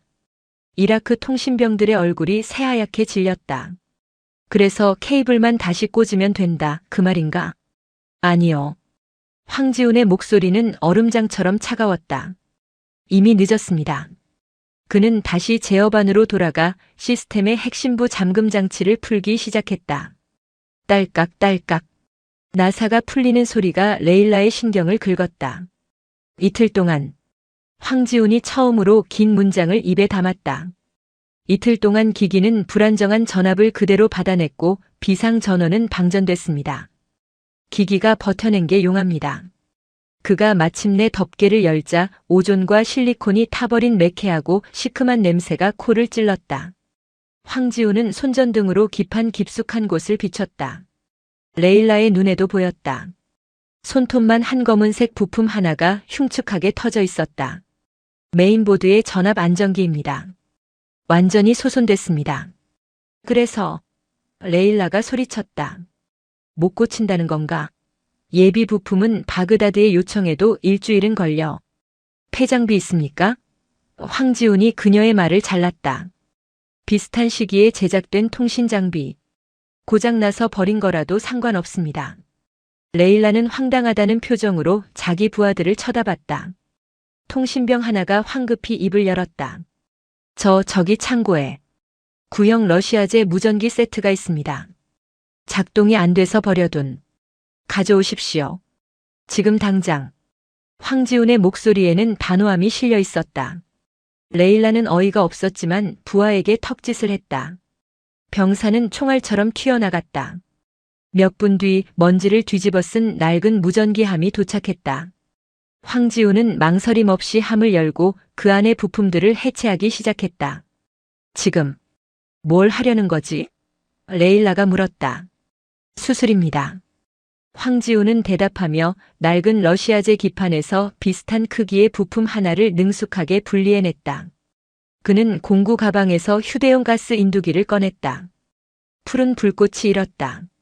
레일라는 숨을 죽이고 그 광경을 지켜봤다. 그는 마치 자신만의 세상에 있는 듯 했다. 그녀의 모욕도 이라크의 맹렬한 더위도 코앞에 닥친 전술적 위기 상황도 그에게는 아무런 영향을 주지 못하는 듯 했다. 오직 그와 이 망가진 기계만이 존재했다. 기름때 묻은 손가락이 머리카락보다 얇은 회로 위에서 춤을 췄다. 치직. 그가 러시아제 부품을 미제 기판 위에 올리고 납땜을 시작했다. 말도 안 돼. 이라크 통신병이 저도 모르게 중얼거렸다. 규격도 다르고 호환도 안 될 텐데. 저건 자살 행위야. 레일라도 그렇게 생각했다. 저건 미친 짓이었다. 하지만 그녀는 움직일 수 없었다. 황지훈의 땀방울이 그의 턱 끝에 매달렸다. 마지막 연결 부위의 납땜이 끝났다. 그는 천천히 숨을 내쉬었다. 그는 다시 멀티미터를 들었다. 삑. 그는 만족스러운 듯 작게 고개를 끄덕였다. 그는 다시 패널을 조립했다. 딸깍딸깍. 모든 작업이 끝났다. 채 30분이 걸리지 않았다. 황지우는 공구 가방을 챙기기 시작했다. 왜? 켜지 않는 거지? 레일라가 주먹을 꽉 쥔 채 물었다. 황지우는 어깨에 묻은 먼지를 털어내며 일어섰다. 그는 주 전원 스위치를 손가락으로 가리켰다. 중위님의 장비입니다. 확인은 지휘관이 직접 하셔야 합니다. 레일라는 이를 악물었다. 저 오만한 하사놈. 그는 그녀에게 실패의 책임을 떠넘기고 있었다. 그녀는 천천히 제어 안으로 걸어갔다. 만약 이게 작동하지 않으면 작동합니다. 황지훈이 단호하게 말했다. 레일라는 침을 삼켰다. 그리고 붉은색 주 전원 스위치에 손가락을 올렸다. 철컥. 아무 일도 일어나지 않았다. 1초. 2초. 방 안의 공기가 얼어붙었다. 레일라의 얼굴이 분노로 일그러지기 시작했다. 그녀가 황지훈을 향해 돌아보며 소리치려던 바로 그 순간. 삐. 날카로운 시스템 부팅음이 정적을 찢었다. 죽어있던 모든 모니터가 일제히 푸른 빛을 뿜어냈다. 복잡한 전술 지도와 통신 연결망이 화면 가득 떠올랐다. 시스템 정상. 모든 네트워크 안정. 세상에. 알라시어. 이라크 통신병들이 무릎을 꿇고 주저앉았다. 레일라 알자비리는 그 자리에 못 박힌 듯 서 있었다. 이틀간 사령부 전체를 마비시켰던 최첨단 장비가 저 이방인 하사의 손에 의해 그것도 러시아제 고물 부품 하나로 되살아났다. 황지우는 이미 자신의 공구 가방을 어깨에 메고 있었다. 잠깐. 레일라가 다급하게 그를 불렀다. 황지훈이 문손잡이를 잡은 채 멈춰섰다. 어떻게? 그녀가 간신히 목소리를 쥐어짰다. 어떻게 그걸 알아낸 거지? 황지훈은 잠시 그녀를 바라봤다. 중위님. 그의 목소리는 낮고 건조했다. 저는 기계의 말을 듣습니다. 사람의 말보다 훨씬 정직하니까요. 그는 레일라의 도발을 언급하지 않았다. 그것이 오히려 레일라에게는 더 큰 모욕으로 다가왔다. 보고하겠습니다. 황지훈이 무미건조한 목소리로 말했다. 원인은 귀측 통신병의 명백한 과실입니다. 비상 전원 오결선, 접지 부재, 그리고 과전압 상태 방치. 이 세 가지가 원인입니다. 조치 완료했습니다. 그는 더 이상 그녀의 대답을 기다리지 않았다. 김상병 복귀한다. 단결. 황지우는 지휘실을 나갔다. 레일라 알자비리는 완벽하게 작동하는 통신 제어반 앞에 홀로 서 있었다. 그녀는 자신의 뺨이 화끈거리는 것을 느꼈다. 통신 지휘실 안 기계가 내는 일정한 저음의 웅 하는 소리만이 가득 찼다. 레일라는 방 안에 홀로 남았다. 그녀는 주먹으로 차가운 금속 패널을 내리쳤다. 쿵. 하찮다고. 판별하겠다. 자신이 내뱉었던 말이 귓가에 메아리 쳤다. 그녀는 황지훈의 그 무감정했던 눈을 떠올렸다. 그의 손. 기름때가 낀 투박하지만 섬세했던 그 손. 그 손이 그녀의 자존심을 남김없이 해체해버렸다. 젠장. 젠장. 그녀는 의자를 걷어찼다. 그녀는 심호흡을 했다. 지금은 감상에 젖어 있을 때가 아니었다. 통신망이 살아났다. 즉시 보고해야 했다. 그녀는 송수화기를 들었다. 바그다드 사령부 직통 회선이었다. 여기는 3사단 사령부 레일라 중위. 사령부 응답하라. 여기는 사령부. 3사단. 이틀만이군 레일라. 그 망할 고철 덩어리는 포기한 줄 알았는데. 방금. 복구 완료했습니다. 뭐라고? 어떻게? 자이툰 부대의 기술 자문을 받았습니다. 경미한 회선 결함이었습니다. 그녀는 한국군 하사 한 명이 10분 만에 고쳤다고 말할 수 없었다. 자이툰? 그 평화유지군 놈들 말인가? 아무튼 다행이군. 즉시. 그 순간이었다. 삐. 방금 전까지 완벽했던 제어반에서 경고음이 울리기 시작했다. 레일라? 무슨 소리인가? 잠시 대기하십시오. 레일라가 송수화기를 내던지고 모니터를 확인했다. 암호화 모듈 동기화 실패. 하드웨어는 살아났지만 바그다드와의 보안 통신을 위한 핵심 소프트웨어가 잠겨버린 것이다. 하킴, 무스타파. 문을 박차고 들어온 병사들이 사색이 되었다. 저 망할 한국군 놈이. 레일라의 얼굴이 분노로 일그러졌다. 그놈이 함정을 파고 갔어. 그녀는 이것이 황지훈의 잔인한 복수라고 확신했다. 일부러 핵심 기능을 잠가놓고 자신이 다시 그에게 무릎 꿇고 애원하게 만들려는 수작이었다. 같은 시각 자이툰 부대 주둔지로 복귀하는 방탄 차량 안. 형님 진짜 대박이었습니다. 와. 속이 다 시원합니다. 김상병이 흥분을 감추지 못했다. 그 이라크 여군 얼굴 보셨습니까? 완전 똥 씹은 표정. 감히 대한민국 육군한테 남성 기능 어쩌고. 황지훈은 조수석에 앉아 공구들을 정비용 헝으로 꼼꼼하게 닫고 있었다. 김상병. 운전이나 집중해. 아, 네. 근데 형님은 화도 안 나십니까? 그 조롱 말입니다. 황지훈은 다시 공구로 시선을 돌렸다. 들었어. 시끄럽더군. 시끄럽습니까? 그게 답니까? 기계가 망가져서 비명을 지르고 있는데 옆에서 자꾸 쓸데없는 소리를 하니까. 집중에 방해됐어. 김상병은 할 말을 잃었다. 그에게는 치명적인 모욕이었던 그 말이 황지훈에게는 그저 소음일 뿐이었다. 기계는 거짓말 안 해. 황지훈이 공구 가방의 지퍼를 닫았다. 근데 사람은 복잡해. 특히 저렇게 시끄러운 사람들은 자기가 무슨 말을 하는지도 몰라. 그냥 겁이 많은 거야. 겁이요? 그 여자가요? 자기 부하들 앞에서 무능한 게 드러날까봐. 자기가 통제 못하는 상황에 처한 게 겁이 난 거지.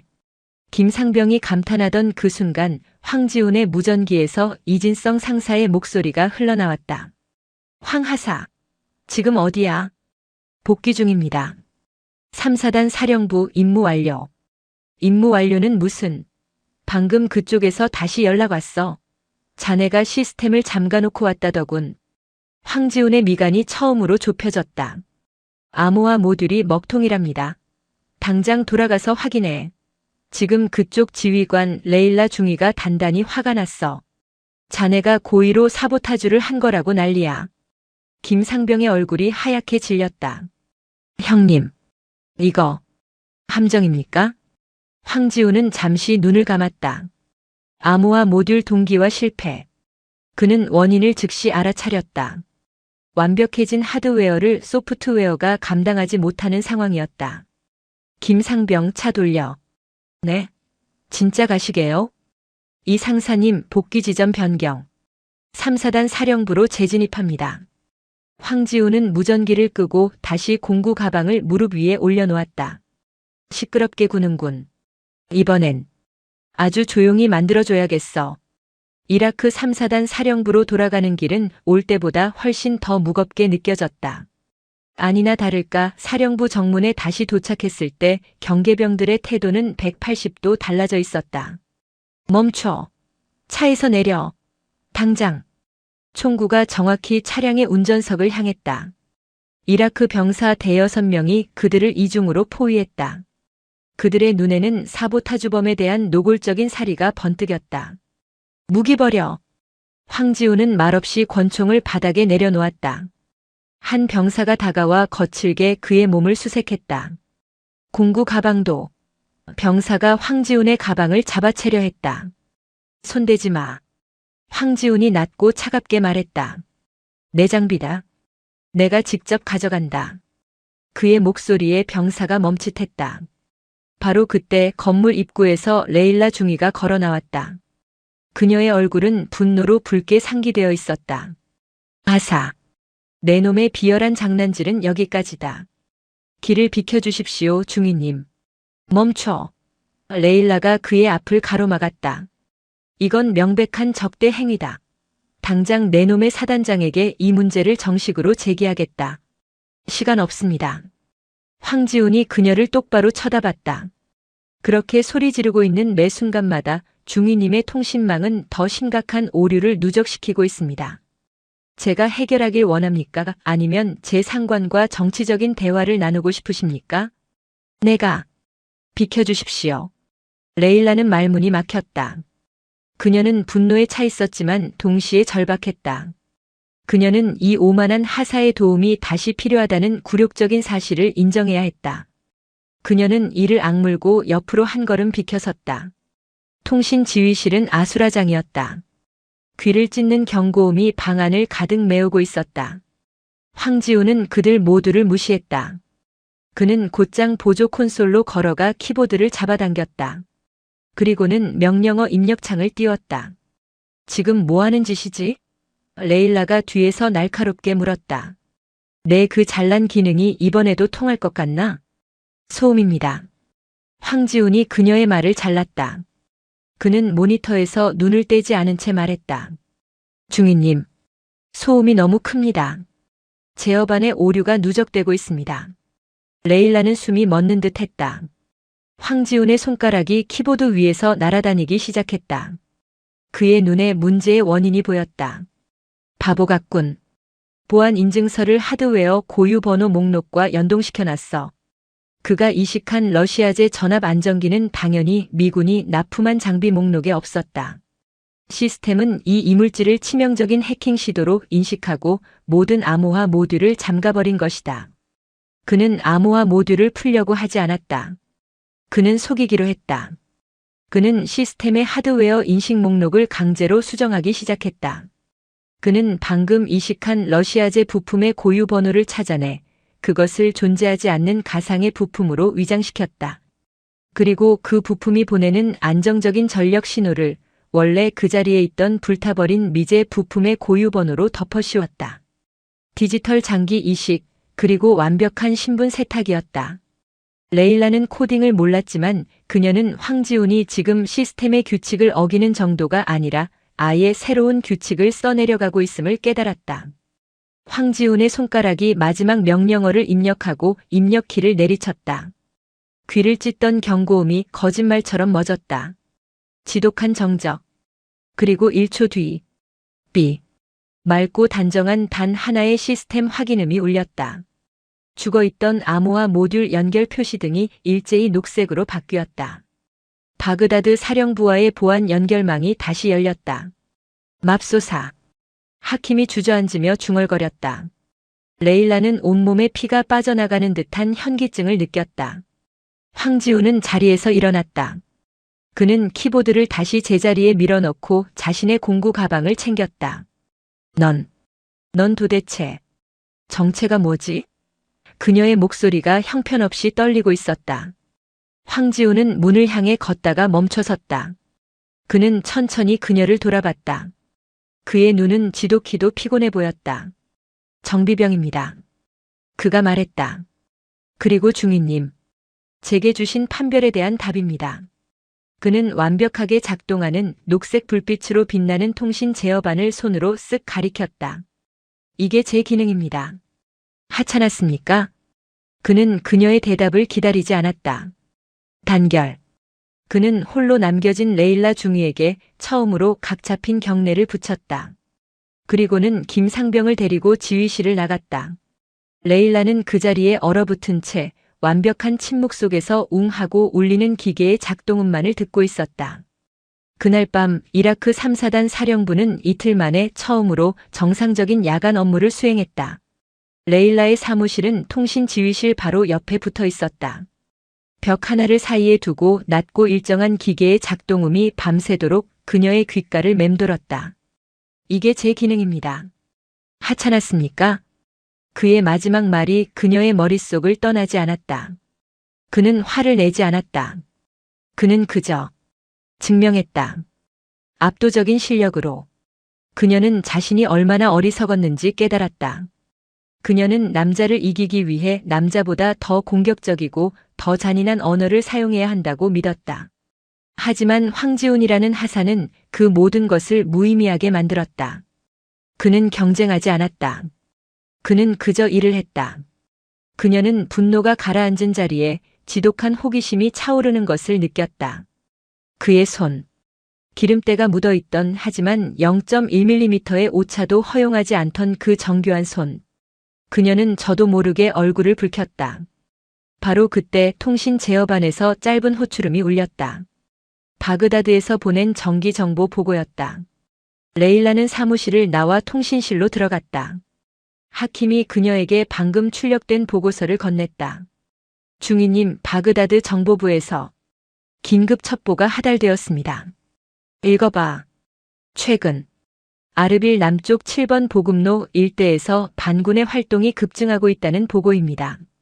특히 야간에 소규모 호송 차량을 노린 급조 폭발물 매설 및 기습 공격이. 레일라의 심장이 쿵 하고 내려앉았다. 7번 보급로. 황지훈과 김상병이 오늘 2번이나 왕복했던 자이툰 부대로 돌아가는 비포장도로였다. 최근 24시간 이내 구체적인 매복 정황 포착. 목표는 현지 주둔군 또는 연합군 소속의 비전투 지원 차량일 가능성 높음. 비전투 지원 차량. 정확히 황지훈이 타고 다니는 방탄 차량을 의미했다. 그녀는 망설일 틈도 없이 지휘실에 직통 전화를 집어들었다. 그녀는 오늘 낮에 확인해둔 자이툰 4단 본부 직할대의 호출 코드를 입력했다. 신호가 갔다. 피곤에 지친 목소리가 들려왔다. 여기는 자이툰 통신 정비반 이진성 상사입니다. 누구? 나는 이라크 3사단 레일라 중이다. 레일라 중위님? 이 시간에 무슨 일이십니까? 혹시 또 시스템이? 시스템은 완벽하다. 레일라가 말을 잘랐다. 황지훈 하사 받고. 네? 황 하사 말입니까? 지금 막사로. 당장. 몇 분 같은 몇십 초가 흘렀다. 마침내 그토록 익숙해진 감정 없는 목소리가 들려왔다. 황 하사입니다. 그의 목소리를 듣는 순간 그녀는 저도 모르게 안도의 한숨을 내쉬었다. 그가 아직 부대 안에 무사히 있다는 사실에. 무슨 문제 있습니까? 아니, 문제는 없다. 레일라가 애써 목소리를 가다듬었다.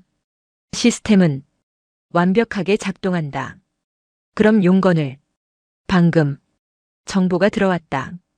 그녀가 말을 이었다. 7번 보급로. 당신이 복귀한 그 길이다.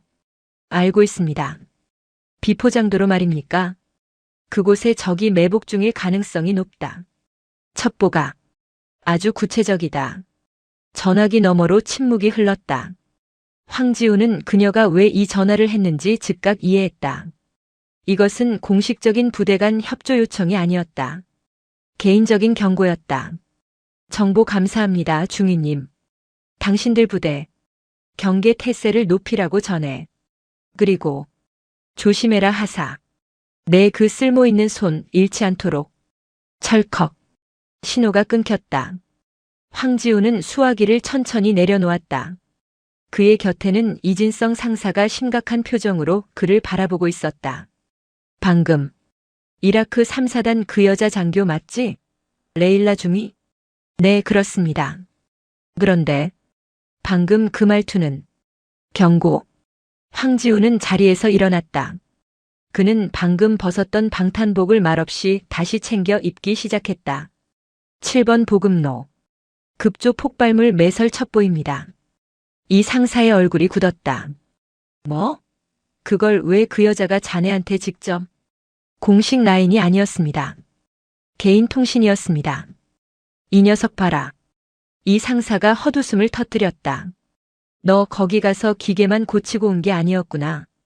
제 기능을 보여줬을 뿐입니다. 황지훈이 무미건조하게 대답하며 소총의 약실을 확인했다. 당장 작전 상황실에 보고해. 7번 로드는 우리 주 보급로야. 당장 폐쇄하고. 이 상사의 말이 채 끝나기도 전에 막사 밖에서 요란한 사이렌 소리와 함께 비상, 을 외치는 소리가 들려왔다. 무슨 일이야? 작전과에서 뛰어나온 박대위가 소리쳤다. 방금 아르빌 동쪽 7번 보급로 너머에 있는 알카림 정수 시설에서 긴급 지원 요청이 들어왔습니다. 황지훈의 미간이 좁혀졌다. 알카림 정수 시설. 아르빌 외곽의 난민 캠프는 물론 이라크 3사단 사령부의 식수까지 책임지는 이 지역의 생명줄이었다. 원인이 뭐야? 모터 펌프 과열로 추정됩니다. 지금 당장 손 쓰지 않으면 제기랄. 박대위가 소리쳤다. 당장 정비반 출동시켜. 황하사. 황지훈과 이 상사의 시선이 허공에서 부딪혔다. 박대위님, 이 상사가 다급하게 말했다. 방금 황하사가 7번 보급로 IED 첩보를 입수했습니다. 이라크 3사단에서. 뭐라고? 박대위의 얼굴이 하얗게 질렸다. 그럼 7번 로드는? 지금 당장 갈 수가 없잖아. 하지만 알카림 정수 시설로 가는 길은 7번 보급로가 유일합니다. 우회로가 없습니다. 모두가 진퇴양난에 빠진 그 순간 황지훈이 입을 열었다. 가야 합니다. 모든 시선이 그에게로 향했다. 정수 시설이 멈추면 난민 캠프 수만 명의 식수가 끊깁니다. 그리고 레일라 중위의 3사단도 마찬가지입니다. 황지훈은 레일라가 순수하게 그를 걱정해서 7번 보급로를 피하라고 경고했음을 깨달았다. 하지만 운명은 잔인하게도 그가 그 보급로를 다시 가야만 하는 이유를 만들어버렸다. 박대위님, 경고는 가능성입니다. 임무는 필수입니다. 그의 차가운 목소리가 혼란스러운 상황실을 정리했다. 좋다. 박대위가 결정을 내렸다. 황하사 김상병 정비 차량. 그리고 즉각 반응조 1개 분대 K200 장갑차 2대. 전원 중무장으로 호위한다. 7번 로드 최고 속도로 돌파한다. 알겠나? 단결. 같은 시각 이라크 3사단 사령부. 레일라는 자신이 방금 저지른 짓의 무게를 감당하려 애쓰고 있었다. 그녀는 군사 첩보를 유출했다. 그때 하킴이 다급하게 문을 박차고 들어왔다. 중위님, 큰일 났습니다. 알카림 정수 시설이 멈췄습니다. 뭐라고? 지금 자이툰 부대에서 정비팀을 파견했다고 합니다. 레일라의 심장이 멎는 듯 했다. 경로는 7번 보급로입니다. 유일한 경로입니다.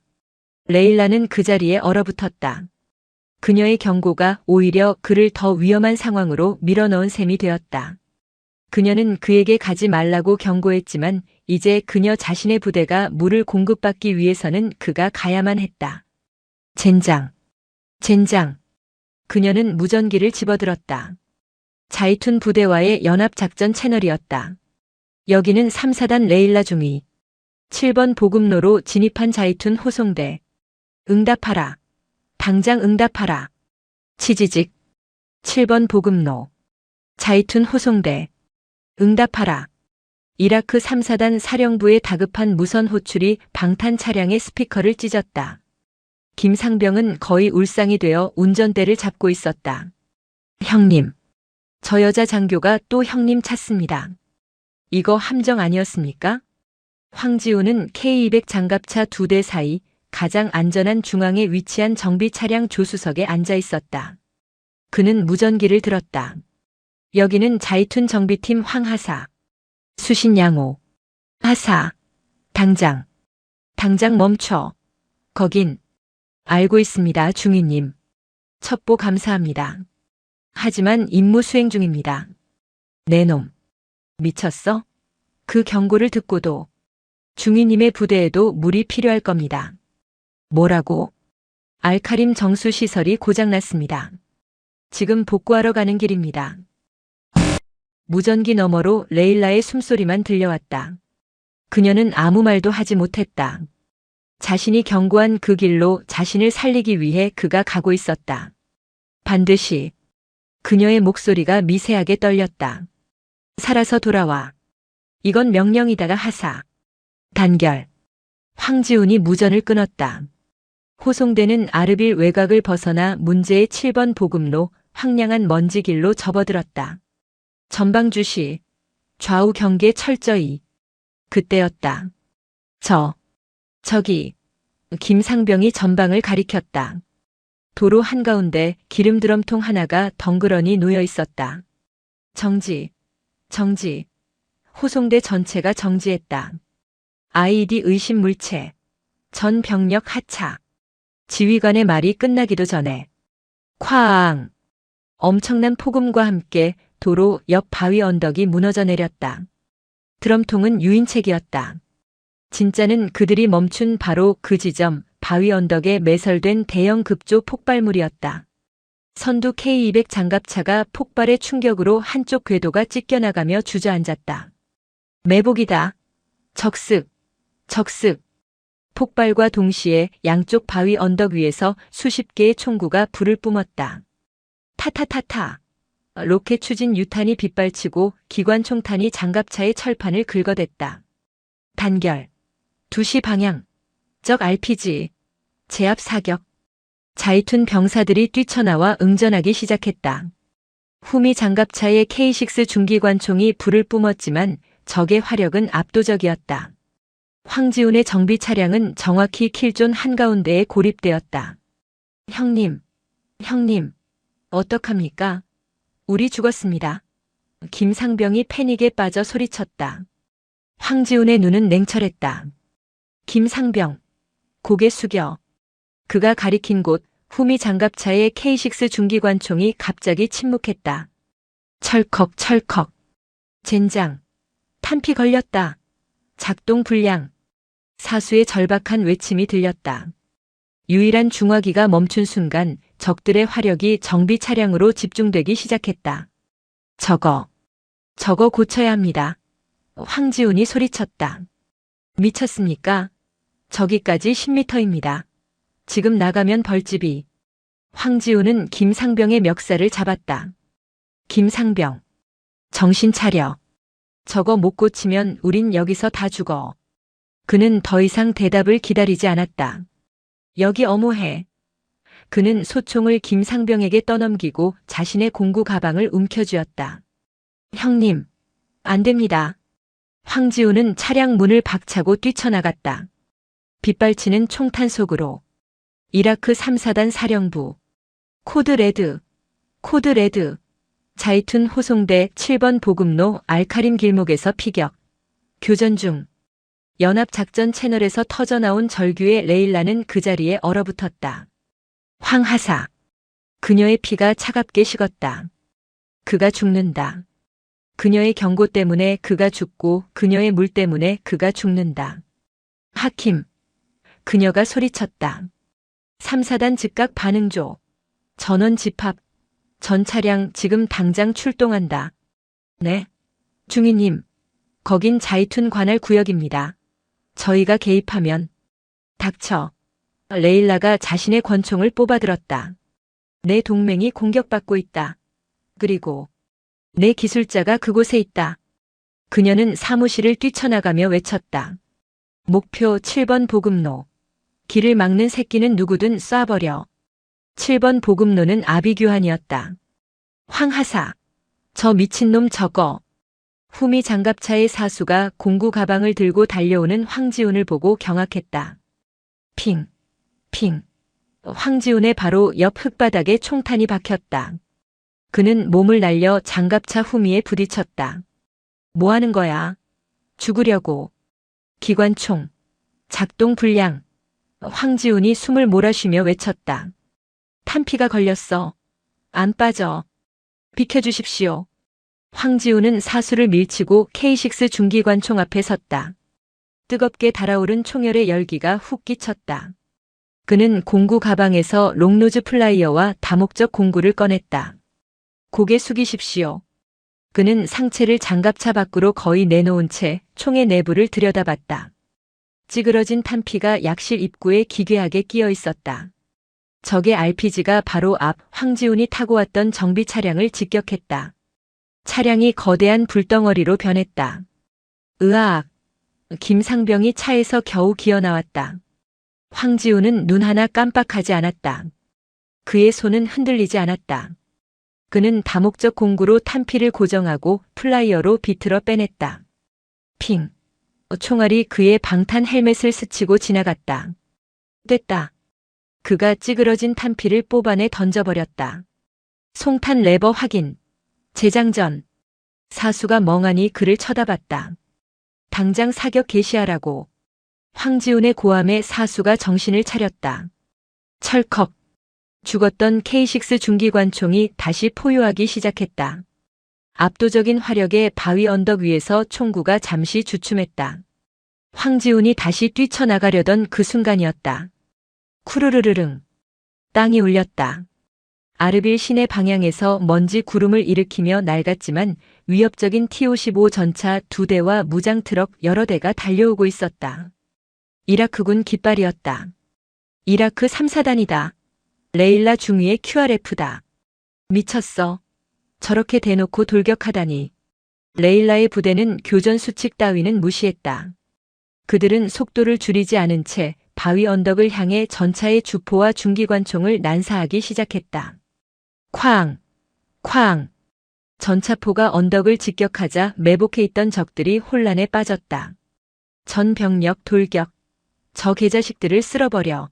레일라의 목소리가 무전기 너머로 쩌렁쩌렁하게 울렸다. 자이툰 병사들도 사기가 올랐다. 지원군이다. 전원 사격 재개. 전세는 순식간에 역전되었다. 남은 적들은 부상자들을 버리고 도주하기 시작했다. 총성이 멎고 지독한 정적과 함께 타이어 타는 냄새, 그리고 화약 냄새가 내려앉았다. 레일라가 자신의 지휘 차량에서 뛰어내렸다. 그녀는 권총을 든 채 불타는 정비 차량과 피격된 장갑차 사이를 미친 듯이 달려갔다. 황하사! 황하사! 그때 그녀는 K6 중기관총이 거치된 후미 장갑차 위에서 태연하게 총열을 식히며 총기 상태를 점검하고 있는 한 남자를 발견했다. 황지훈이었다. 그의 전투복은 흙먼지와 기름때 그리고 화약 그을음으로 뒤덮여 있었다. 레일라는 그 자리에 멈춰섰다. 그녀의 심장이 갈비뼈를 부술듯이 뛰었다. 황지훈은 그녀를 발견하고 총기 점검을 마친 뒤 장갑차에서 가볍게 뛰어내렸다. 그는 그녀를 향해 걸어왔다. 두 사람이 불타는 차량의 잔해를 사이에 두고 마주 섰다. 중위님. 황지훈이 헬멧을 벗었다. 땀에 젖은 머리카락이 이마에 달라붙어 있었다. 지원 감사합니다. 덕분에 살았습니다. 레일라는 그를 노려봤다. 이 미친놈. 방금 죽을 뻔했다. 그녀는 분노와 안도 그리고 알 수 없는 격렬한 감정에 휩싸여 몸을 떨었다. 그녀의 이성은 아드레날린에 마비되었다. 그녀는 거친 숨을 몰아쉬며 그에게 성큼성큼 다가갔다. 그리고는 모든 부하들이 지켜보는 앞에서 그의 기름때 묻은 전투 조끼 깃을 거칠게 움켜쥐었다. 그리고 그를 끌어당겨 자신의 입술을 그의 입술에 찍어 눌렀다. 쪽 소리가 아니라 퍽 소리에 가까운 난폭한 키스였다. 자이툰 병사들도 이라크 병사들도 모두 입을 벌린 채 이 광경을 쳐다봤다. 부상당한 김상병조차 신음소리를 멈췄다. 레일라는 짧고 격렬한 입맞춤을 떼고 여전히 그의 멱살을 쥔 채 그를 노려봤다. 그녀의 눈은 불타고 있었다. 내 놈은. 그녀가 으르렁거렸다. 하찮은 방법을 모르는군. 황지훈은 이 모든 상황이 이해가 안 된다는 듯 잠시 눈을 깜빡였다. 그는 천천히 자신의 기름 묻은 장갑을 낀 손을 들어 방금 키스당한 자신의 입술을 쓱 닦았다. 그리고는 레일라의 불타는 눈동자를 똑바로 마주보며 지극히 사무적인 목소리로 말했다. 임무마저 수행하러 가겠습니다. 김상병이 부상당했으니 운전병 지원이 필요합니다. 그리고 알카림 정수 시설 펌프가 고장났습니다. 그는 그녀의 손을 자신의 전투조끼에서 정중하지만 단호하게 떼어냈다. 그리고는 부상당한 김상병을 향해 걸어갔다. 레일라 알자비리는 사막 한가운데 전장의 연기 속에서 홀로 남겨졌다. 그녀는 자신의 입술에 남은 그의 얼굴에서 묻어난 화약과 기름 냄새를 맡으며 망연자실하게 서 있었다. 알카림 정수 시설은 교전 지역보다 더 절망적인 모습이었다. 총성은 멎었지만 이곳은 죽어가는 소리로 가득했다. 거대한 주 펌프 모터는 마지막 숨을 몰아쉬는 거인처럼 꺽꺽 하는 쇳소리를 내며 경련하고 있었다. 모터 하우징에서는 매캐한 연기가 피어올랐다. 이게 멈추면. 정수시설의 늙은 이라크인 관리자가 절망적인 표정으로 레일라 중위를 바라봤다. 이틀입니다. 이틀 안에 아르빌 난민 캠프 전체에 물이 끊깁니다, 사령관님. 레일라는 불타버린 정비 차량의 잔해에서 시선을 뗐다. 그녀의 입술은 여전히 얼얼했다. 황지우는 그 모든 혼란 속에서 묵묵히 자신의 공구 가방을 열고 있었다. 빗발치는 총알 속에서도 그가 지켜낸 유일한 것이었다. 그는 부상당한 김상병을 의무병에게 인계하고 연기 나는 펌프 모터로 다가갔다. 위험해 하사. 레일라가 외쳤다. 당장. 방수포. 아니, 두꺼운 천이라도. 황지훈이 그녀의 말을 잘랐다. 그리고 물. 마실 물 말고 냉각수로 쓸 물. 당장. 레일라는 말문이 막혔지만 그녀의 몸은 즉각 반응했다. 황지훈은 방수포로 손을 감싼 채 펄펄 끓는 모터의 주 전원 차단기를 내렸다. 철컥. 거인의 경련이 멈췄다. 그는 공구 가방에서 렌치와 드라이버를 꺼내 모터의 점검창을 열기 시작했다. 레일라는 그에게서 한시도 눈을 뗄 수가 없었다. 그녀는 그를 이해할 수 없었다. 그녀가 아는 모든 남자는 명예, 권력 혹은 공포에 의해 움직였다.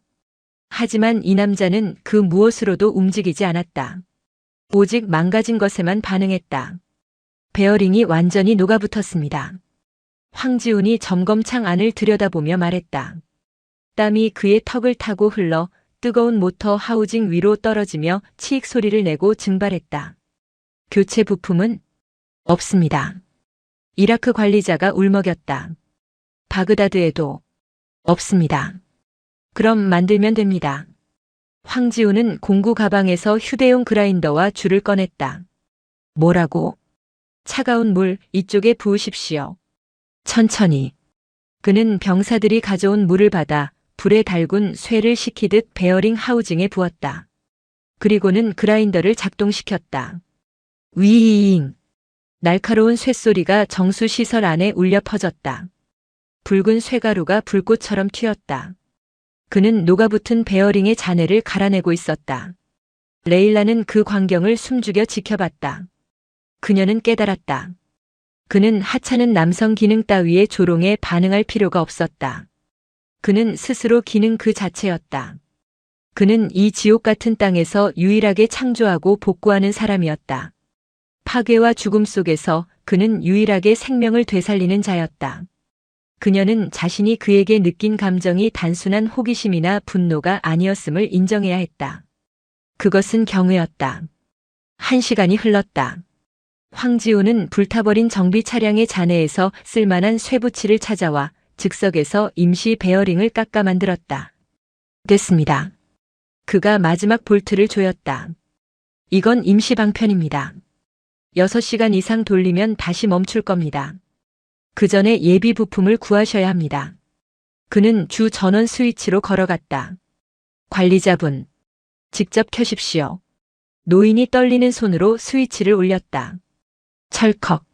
모터가 얕은 신음을 냈다. 그르릉. 그리고 쿵.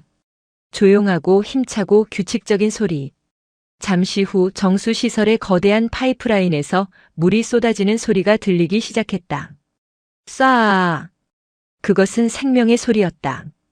관리자는 그 자리에 무릎을 꿇고 울음을 터뜨렸다. 레일라의 부하들도 자이툰의 병사들도 모두 말없이 그 소리를 듣고 있었다.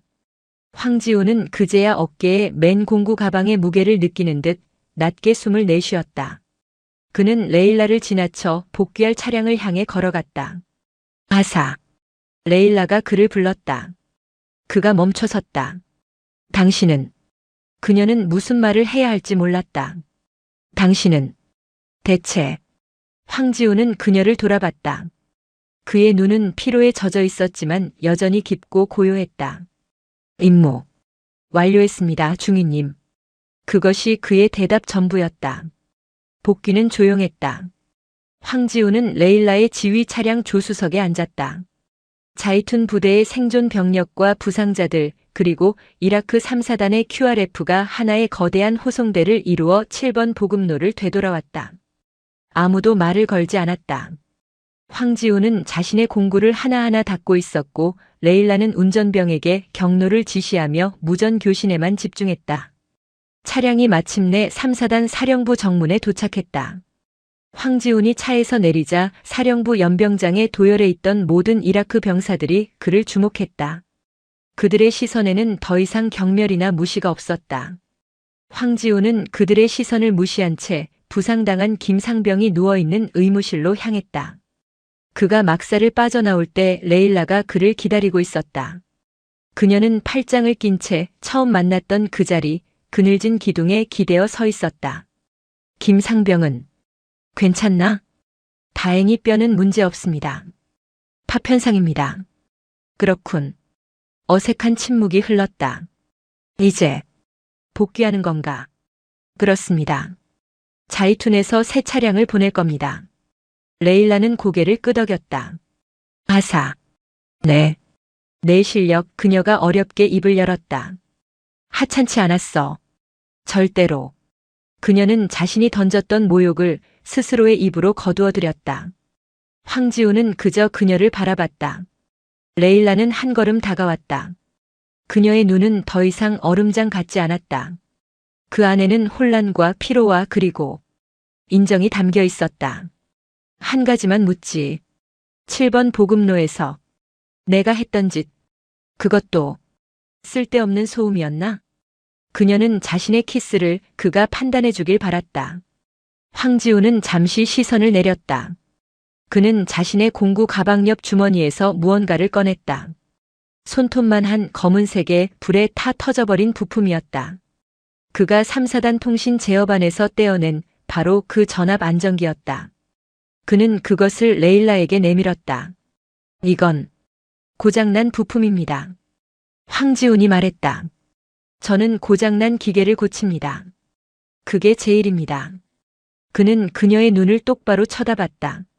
하지만 중위님, 이건 기계가 아닙니다. 그는 고장난 부품을 그녀의 손에 쥐어주었다. 어떤 것들은 제 공구로 고칠 수 없습니다. 그것은 그가 할 수 있는 가장 솔직한 대답이자 가장 잔인한 거절이었다. 그는 그녀의 감정을 고장난 부품으로 규정했고 자신은 그것을 수리할 수 없다고 선언했다. 레일라는 자신의 손바닥 위에 놓인 차가운 부품을 내려다봤다. 그녀는 쓴웃음을 지었다. 그래. 그랬군. 그녀는 주먹을 꽉 쥐었다. 부품의 날카로운 모서리가 손바닥을 파고들었다. 너는 정말 끝까지. 그녀는 말을 잇지 못했다. 그때 멀리서 자이툰 부대의 차량이 먼지를 일으키며 다가오는 것이 보였다. 황지우는 그녀에게 마지막으로 경례를 붙였다. 각 잡힌 완벽한 군인의 경례였다. 임무 마쳤습니다. 복귀하겠습니다. 단결. 그는 돌아섰다. 레일라는 그가 새 차량에 올라타고 사령부 정문을 빠져나가 먼지 속으로 사라질 때까지 그 자리에 못 박힌 듯 서 있었다. 그녀는 천천히 주먹을 폈다. 손바닥에는 검은 부품 자국과 함께 피가 배어나왔다. 그녀는 손에 쥔 부품을 자신의 전투복 가슴 주머니, 심장 가장 가까운 곳에 넣었다. 삐. 그녀의 무전기에서 호출음이 울렸다. 중위님, 바그다드 사령부에서 교전 보고를 재촉합니다. 레일라는 심호흡을 했다. 그녀는 손바닥의 피를 전투복 바지에 쓱 닦아냈다. 연결해. 그녀의 목소리는 다시 얼음장처럼 차가워져 있었다. 여기는 3사단 사령부. 보고 계시한다. 그녀의 기능은 다시 작동하기 시작했다. 하지만 가슴속에는 그 어떤 공구로도 수리할 수 없는 뜨겁고 하찮은 고장 하나가 영원히 남게 되었다.